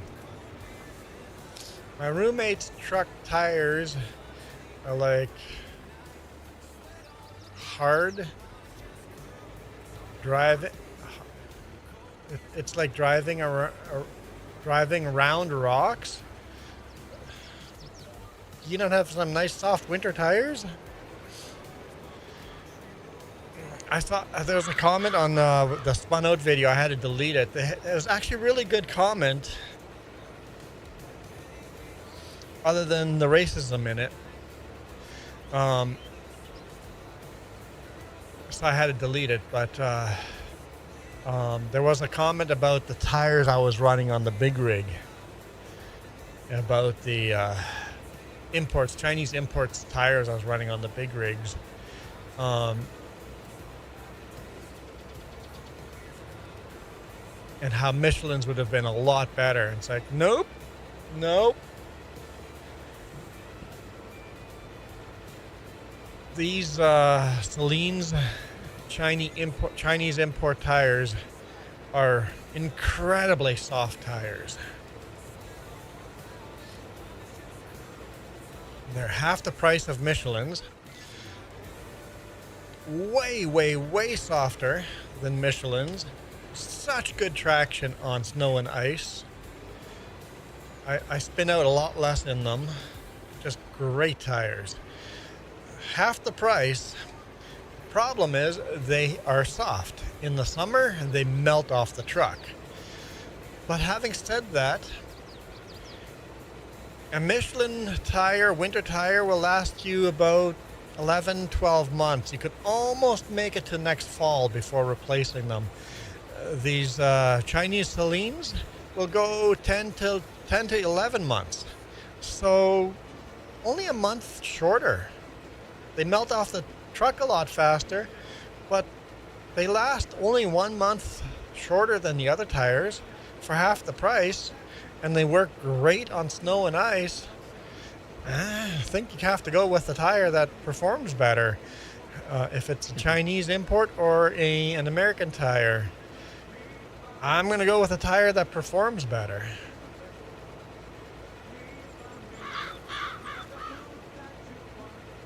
I was the test for that last year. Go, hey, we found these import Chinese tires. Are you willing to try them? If they're garbage, we'll switch you back to the Michelin's, but they're like half the price. Just try them and see if we like them or not. And the whole fleet's on them this year, and everybody loves them.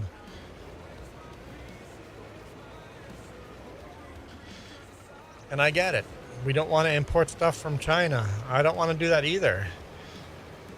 But also, we need to make more money. When a tire is literally hundreds of dollars a tire, half price is a big deal for a tire that will last almost as long as an American tire.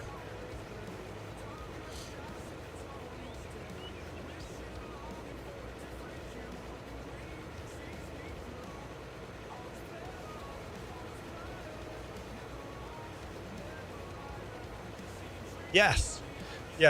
The reason why really cheap Chinese product exists is because we keep buying them. You can actually buy high quality items from China. You just need to actually buy the quality parts. Yes. So these tires that we're buying are quality tires for a really decent price. They're not stupid cheap.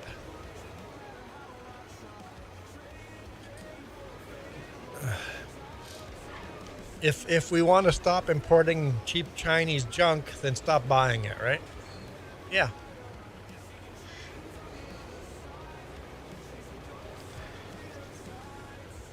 But you know can, the old saying, money talks and walks. Yep.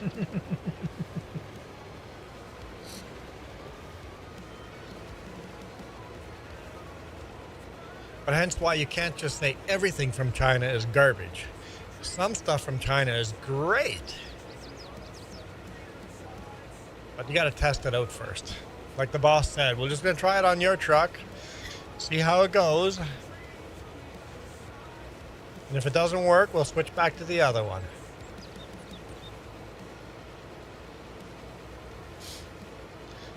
We're not going to switch the whole fleet until we know.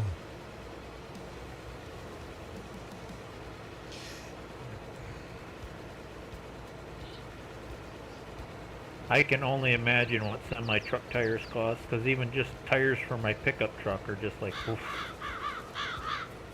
Jess, how expensive is a truck tire again? Guessing at Jess least said 2,000 more. 400 bucks. What? 400 bucks a tire? Well, it's cheaper than my truck tires. How can that be? A tire?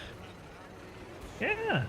Really? Oh, per tire. Oh, Per tire. Oh, per tire. And per that's tire. and that's 30 tires. So hang on. What's 400 times 30? That's gonna add up quick.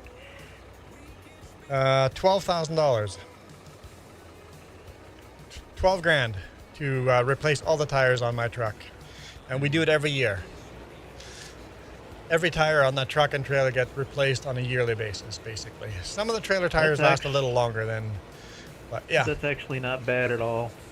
So 12 grand. I paid almost $800 for all the tires on my big pickup truck.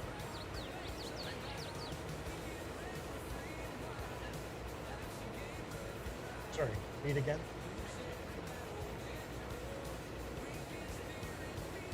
Oh, okay. So Jess says that is the Chinese tires at half price that are $400. If we would buy Michelin's, they're close to $1,000, $800 to $1,000. So Per tire. Per tire. Per tire. Oh. So that's, if you're buying all Michelin's, you're going to be paying between 25 and 30 grand for my truck and trailer.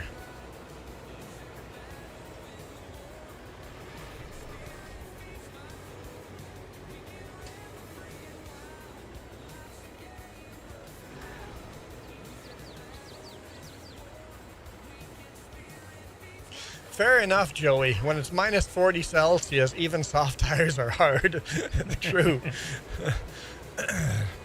Very true.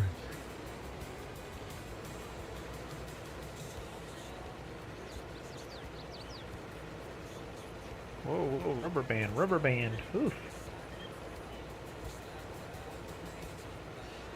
Game very glitchy for me today, but I'm still getting the work done.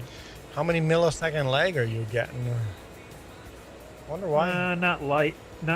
Just every once in a while the rubber stops banding. and then rubber. Yeah. So, at least you're working next to a field where it doesn't matter at the end of the field if it gets screwed up. Huh. Well, now why would you do something like that? Yeah.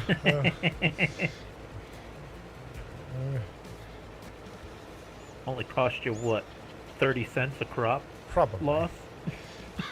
that was chicken feed, man. We're gonna have chickens that there'll be a chicken that dies because of that. Oh, one less egg. Oh.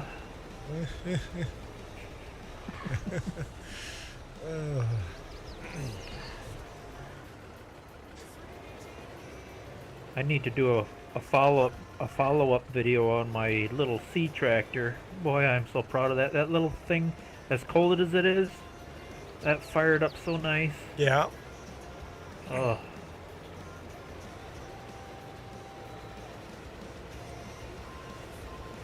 No ether, just pull the choke and boom, it was ready to push now. That's what I wanted to do this weekend. I'm going to go buy some ether after this stream. Before chopping, I have to go buy some ether.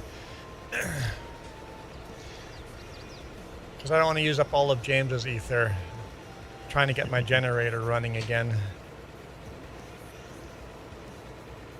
Hydraulics were a little stiff until it got going, but the initial engine fire up, it was like it started in summer almost.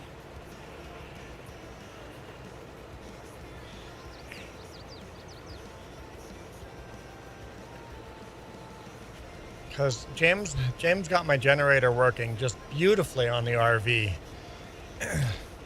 Then come back next weekend, or even the next day, and it just won't start up. It's like, why?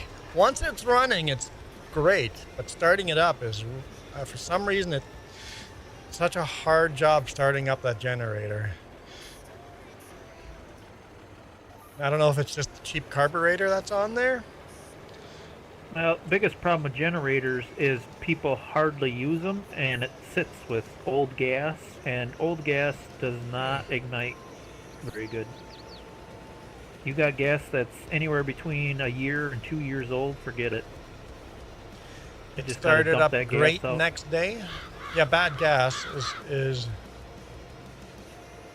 So it started up great the next day, stalled, and then wouldn't start up again. It might just be the old. We know it's old gas in there. Mm-hmm. Yep, that'll do it. It's a huge tank. Oh, so hang on. Yeah, that's right. We were using. Because about half the tank in half the tank in the RV is old gas, half the tank is new gas. So it's a mix. It might be enough to make it finicky. And I've bought brand new carburetors that are no good. Well, I find with small engines, you're better off just doing a rebuild kit instead of replacing the whole carburetor. Because these new carburetors, I don't know, they're just not as good as old original carburetors. Fuel filter. I can't remember if James replaced the fuel filter or not. But the fuel flow is working. It's getting fuel. All it takes is one little pinhole on one of them jets to be plugged. Give it a thorough cleaning. Yeah, well, we put a brand out, new carburetor on it, but it's an $80 carburetor.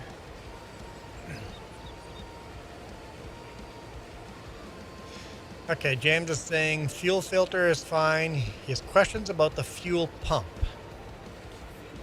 That's a possibility. Not getting enough fuel. Electric or vacuum pump? I have no idea. I know James some will of know. them, vacuum powered pumps, the diaphragms get weak after a while. Because the engine runs great. When it runs great. It's an electric pump, okay?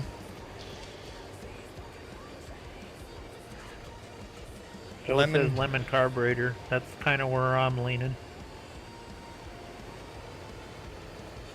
Because a OEM new carburetor is $1,000. It's worth the gamble. Sometimes you can get a new carburetor that kind of works halfway decent, but in my experience, especially with small engines, it seems like if possible, if you can save the old carburetor, Yeah, you're better off just the old carburetor was rebuild. pretty screwed up.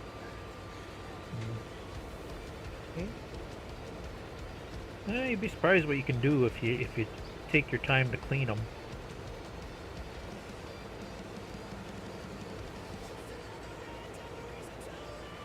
You had a big fire And at the homeless camp? And then if you take, that thing you use to clean the tips on your acetylene torch, them little pick cleaners, you sit there and just poke all them little holes on the carburetor and make sure everything's squeaky clean. Usually you get lucky. I know this carburetor has some wonky curves and weird tunnels and stuff in it. There's a reason why a new carburetor is $1,000. It's a weird little carburetor. I don't know why they have to make everything fancy. It's a small engine. Just do a simple, design it simple. Simple is better.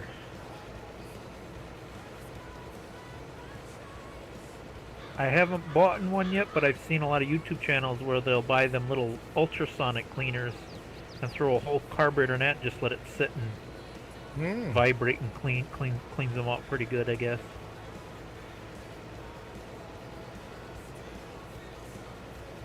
So yeah, I guess I know one thing we could replace. I know one thing you can't.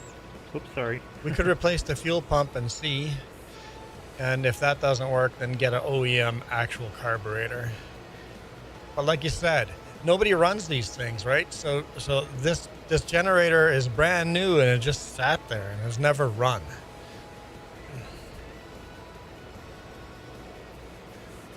Yeah, and if there was gas sitting in the carburetor, that would have just.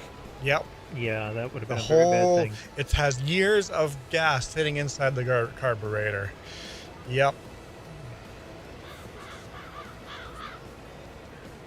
I want to know what they're doing to gasoline, because I don't remember that ever being a problem when I was a kid. Yeah, they had lead in it. That's why. What'd you say? The lead prevented it from. Oh. That's why they that added could lead. be. Back in the day, they added lead so that lead was like a lubricant in there, right? Yeah, I never and thought of that. today, Yeah. and James has a good point. Today, all the fuel has ethanol in it, and ethanol clogs up everything. Yeah, but even if you buy the premium, it still does it. Or there's still a little bit of ethanol in there that they're not telling us about. Most premiums have ethanol in it now, unless they specifically say no ethanol. Every premium gas station in our town has ethanol in it except for Chevron. Chevron is the only gas station in town that I know does not have ethanol in their premium. That's got to be what it is. I mean, if I buy the premium, it definitely helps, but it's not a permanent solution. Gas still has a shelf life. Mm-hmm. Yep.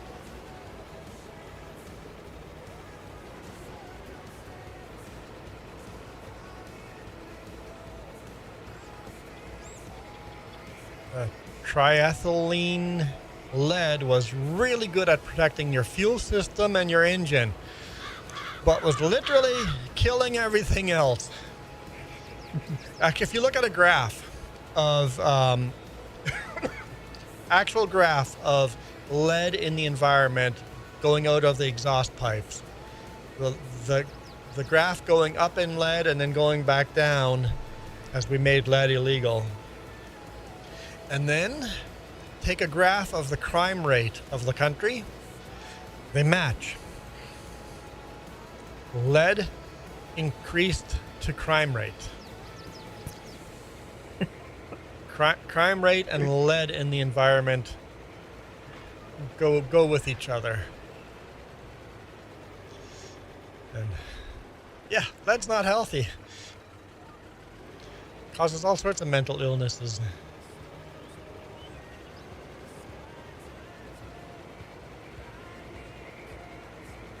But it was great for your fuel system. Fun to play with too. I used to love taking like old wheel weights and stuff, melt them down, and then seeing what I could, put into and make different things. Because lead is so easy to melt. Yeah, it's soft, right? So yeah. Mm-hmm. I have a lead pewter mug. It's like people used to drink out of these things.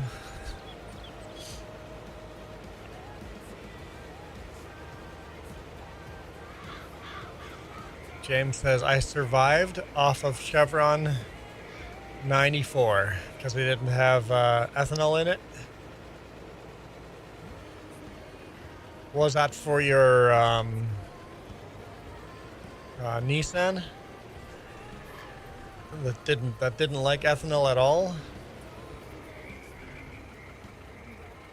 I can't remember what the brand name of it was. I don't buy it anymore because I don't run my tractors as hard as I did on the farm. But on the farm, if you didn't put that lead additive in the fuel, the older tractors would start knocking like crazy. Oh yeah, they need the lubricant. Yeah. Yep. I forget what that additive was. It wasn't as good as the original leaded gas, but it was an additive you could add that helped. I can't remember what it was actually called. Used to dump it in the tank on the farm just to help the tractors run better.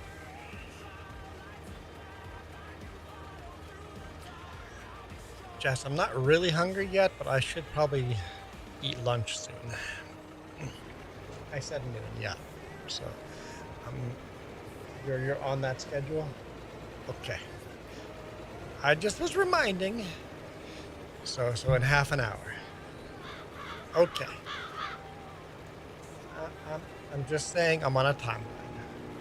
Okay.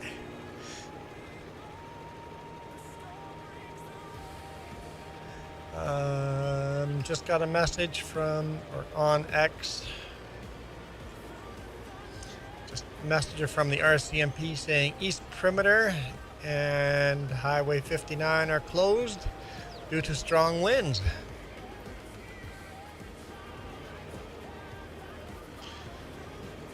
Yippee! It's going to be an interesting week this week.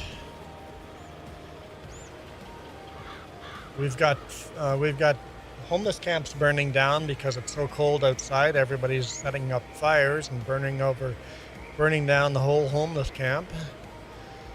Highways are closing.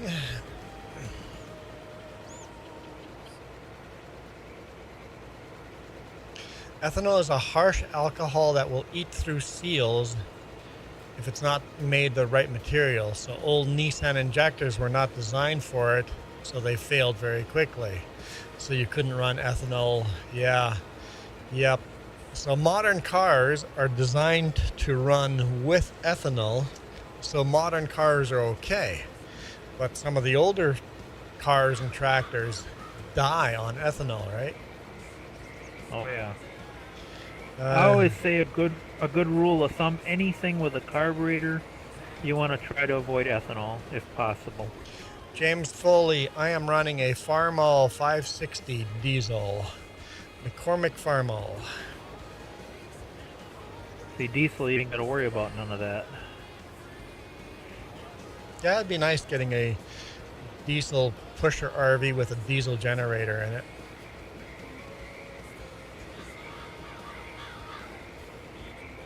Actually, with a diesel pusher, you might not even need a generator. Just idle the truck, idle the RV. My old boss bought something that's pretty neat. He just bought a new generator. You can run it on gas or propane. Yeah. It's got a big knob on it. You can switch it back and forth.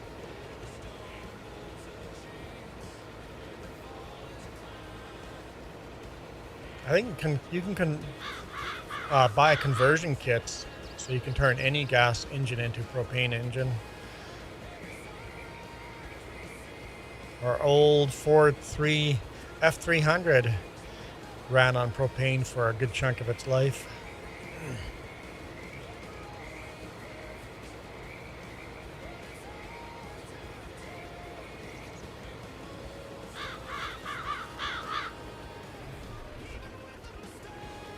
I know where I used to work, all the forklifts that were indoors had to run on propane or electric. Yeah, there was when the gas prices and propane prices were so uneven. A lot of people converted their vehicles to run on propane, but that's not very common anymore. No, I think this was more so you wouldn't, because you ran into buildings. You know what I mean? You didn't want to. Propane runs cleaner for carbon dioxide. Yeah. Mm-hmm. Yeah, Joey, we had a gas and propane forklift at Walmart, so we would run it on propane, and if we all of a sudden ran out of propane, just switch over to gas and run it on gas until we got a new tank of propane.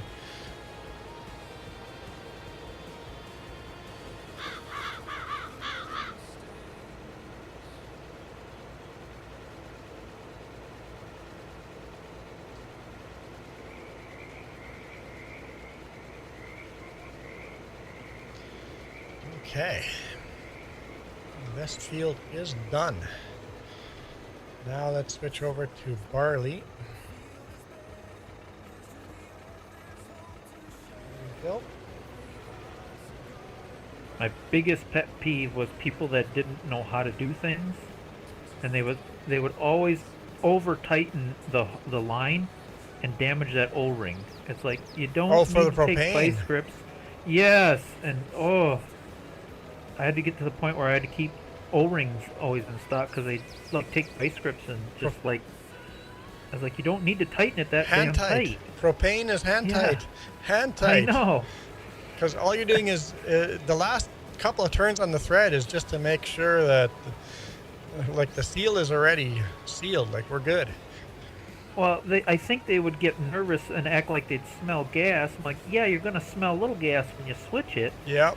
So they would grab vice grips and stuff and keep tightening. I'm like, cut it out. If you smell propane after the fact, then okay, maybe add a quarter turn or something. But Oh, Joey, yeah, electric forklift. Because you have instant power on ice, you would just spin out on ice. Yeah, I don't know if that would work great on an arena. I could see electric forklift being a problem on an arena. what doesn't it have a variable like control?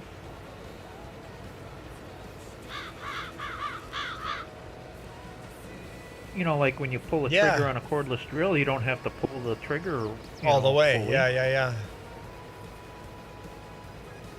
It might just be Like too they'd have some- sensitive. You might be able to get the computer programmed to be less sensitive and so that it's programmed not to spin out on ice.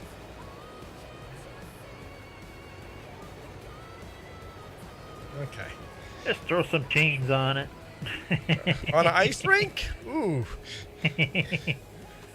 or take some short, stubby little screws and start You know how putting them in mad the they would be tire at you, plug. Joey, if you had studded tires on an ice rink.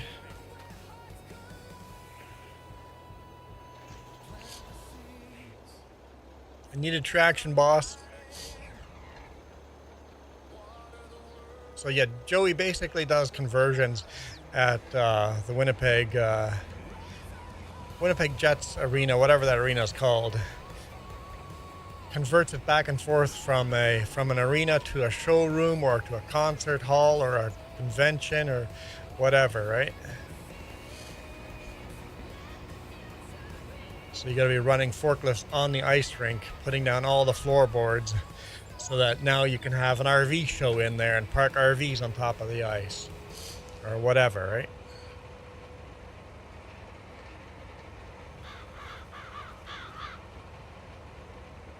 That actually sounds kind of fun, driving forklifts on ice.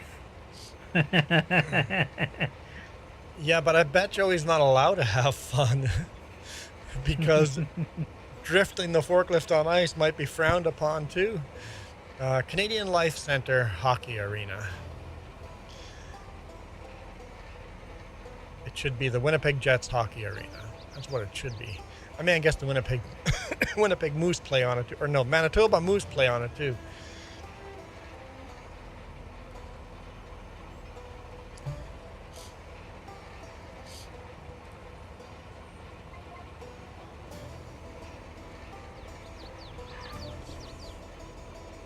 James says he's driven forklifts on frozen yard.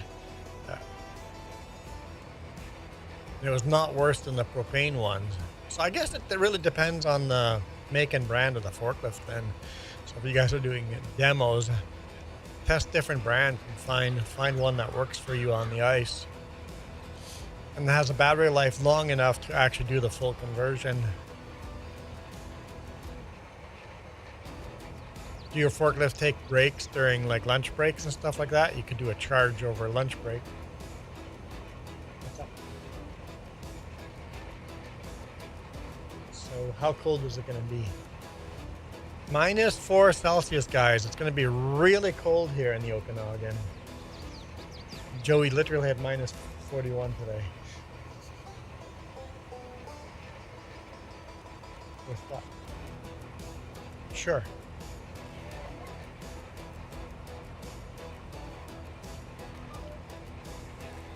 You know, one thing that worked really surprisingly well, I couldn't believe that.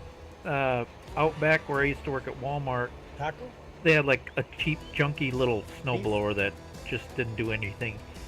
One of my coworkers took a pile of pallets with the forklift, and it actually makes a pretty good snowplow. Oh. Believe it or not. Instead of trying to blow it with that stupid cheap little snowblower, just take a pile of pallets and a forklift, and it'd push snow. That's okay.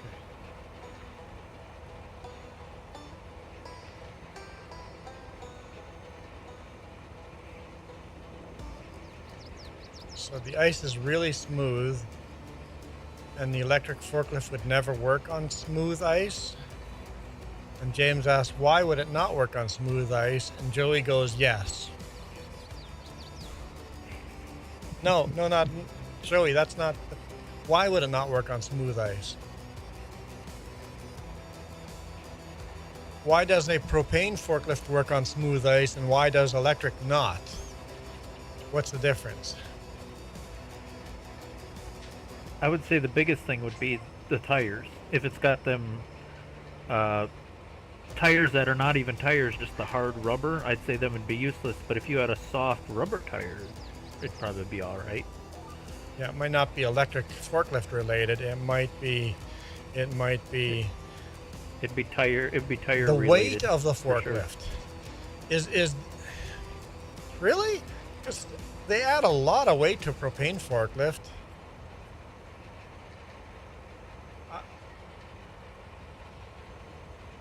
I somehow would just think an electric forklift, they just wouldn't add all that extra weight.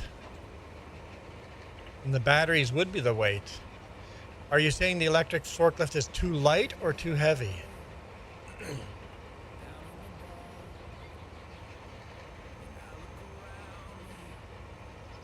Yeah, Zamboni's pretty heavy.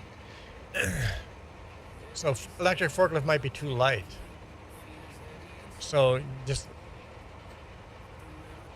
too light. Okay, so then you'll just have to get a forklift with the counterweights put into it, just like the propane forklifts. Propane forklifts put counterweights in them. So I think you just got a forklift that wasn't spec'd properly for your job. So you just need to try a heavier electric forklift. Hey Noah. Hey Kyle.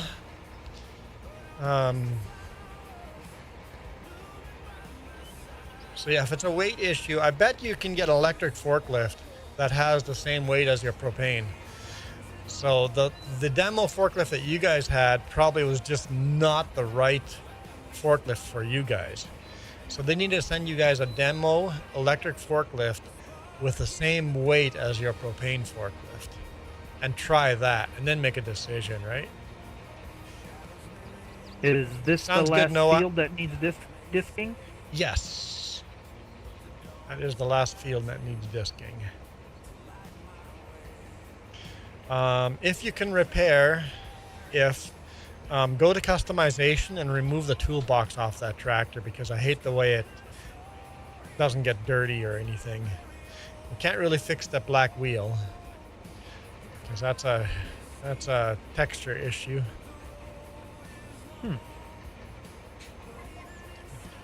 Tractor's got some that mod's got some little issues with it. But the toolbox is annoying me. It doesn't get dirty, and it's floating in midair. There's nothing connecting the toolbox to the tractor. Oh yeah. I guess I never looked that close at it. I looked too close, and now it's annoying. Okay. James used to do a lot of forklift repairs, so a forklift, 80,000 pounds is around.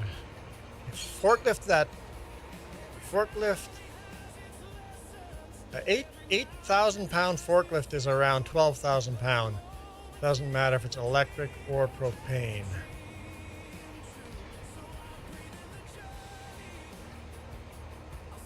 Yeah, I bet you that's what happened. They gave Joey a demo forklift that was rated lighter than their propane forklifts. Joey says, BRB. I'll be back. Jess is making food, so I won't be here too much longer. Oh, you can repair. Cool.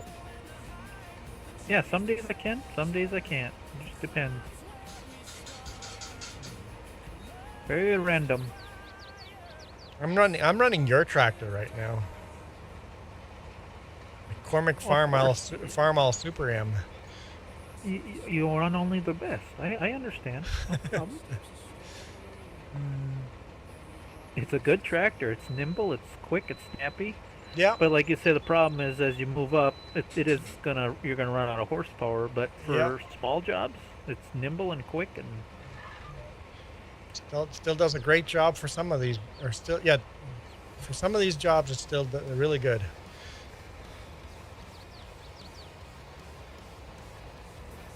I like it that you can turn on a dime with it. That's what I like. So James, you've had that issue where customers are comparing a 5,000 pound forklift from brand A against a 8,000 pound forklift from brand B. And the issue is not the issue with the forklift. The issue is you guys are comparing two very different weight class forklifts. Yeah.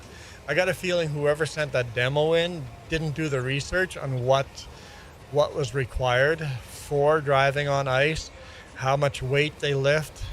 Probably they asked, it's like, hey, how much weight do you guys lift? And whoever was in charge said, hey, 5,000 pounds. And then they sent a 5,000 pound forklift instead of going, hey, yeah, it doesn't matter how much weight we lift. It's about traction on the ice. So we need an 8,000 pound forklift. Yeah, I bet you somebody somewhere there made a mistake. So whoever sent the demo screwed up. Not necessarily even the demo person's fault. It could be the person calling, doing the research on what kind of forklift would be best on ice, just screwed up.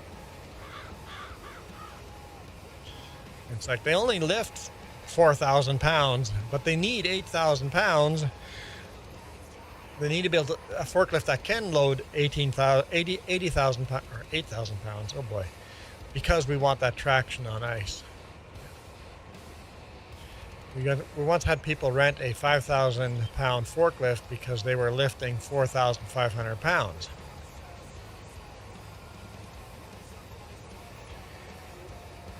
But how high were they lifting those 4,500 pounds?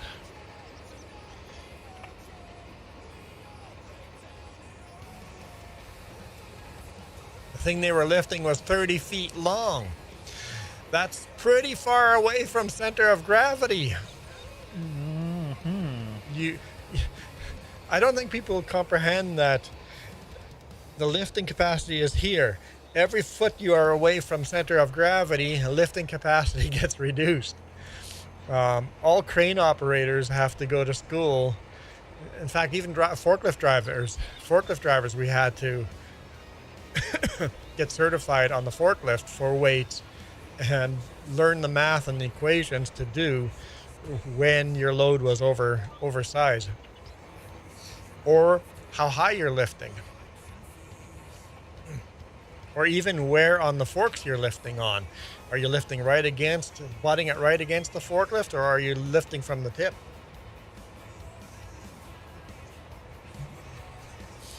The math changes very, very quick. It wasn't high, it was just way too long, yeah. Long hauler made it home. Oh, so you weren't working on the trailer at home.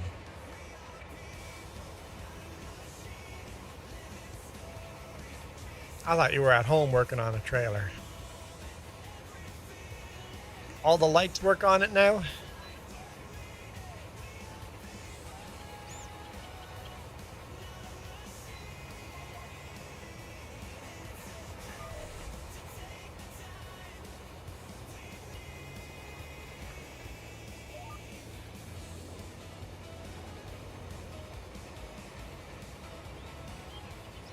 And I know Joey's has his forklift driver's license. Most forklifts have sticker and booklet explaining.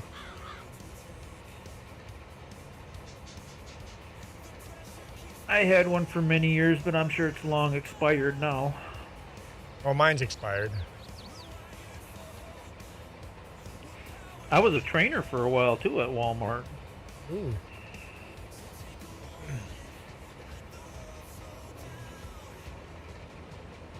Ooh, bobtailing on slippery roads is fun.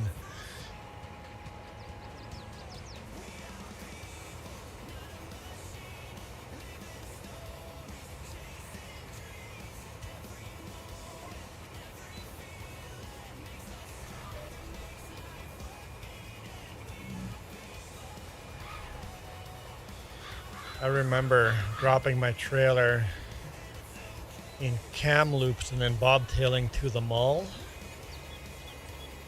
It was black ice. Yeah, I'm never doing that again. I don't need to go to the mall. Forget that. Even if I'm stuck here for half a day, I'm not going to be bobtailing on ice unless I have to.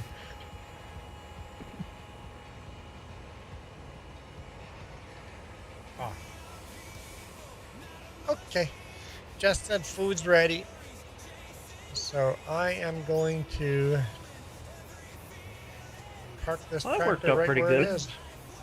I got your disking done, and I even got a couple more rows of planting done for you. A little more barley in. Oh, I'm gonna get this lined up for you. And I have the fertilizer parked there, but the fertilizer's pretty good on this field. You might not have to fertilize it.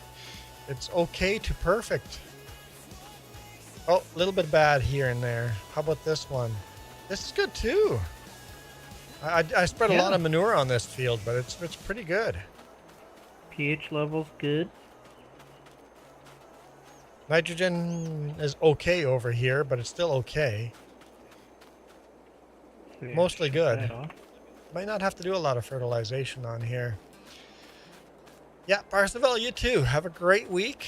I'm going to get ready for work here. See what kind of videos we can shoot for you guys. I don't know if I'll shoot anything today. If I do, it'll be in the dark. Do you guys want a Monday video in the dark? But for now, it's all, hey, all the tractors we're running today right now are McCormick Farmalls. We've got a McCormick Farmall, and then the little Model M McCormick Farmalls. Lots of Farmalls out here. I guess you were running with a case there, but yeah. Lots of Farmalls over here. Only the best. Only the best. We've got to add some green to this farm, man. We have some green. We just need to add some more green. Well, right now, all the green you want, the biggest, but the I'll best, be on a red. the best tractors we have right now are the Farmalls and the Case. Those are the 80 horsepower tractors right now. So those are definitely the workhorses on this farm. Anyway, thank you guys so much for watching. I am out of here. You guys absolutely rock. This video is brought to you in part by the letter C and these YouTube members. Cookie starts with C. What other things start with C? Oh, who cares what other things? C is for cookie, and that's good enough for me. Thanks for watching.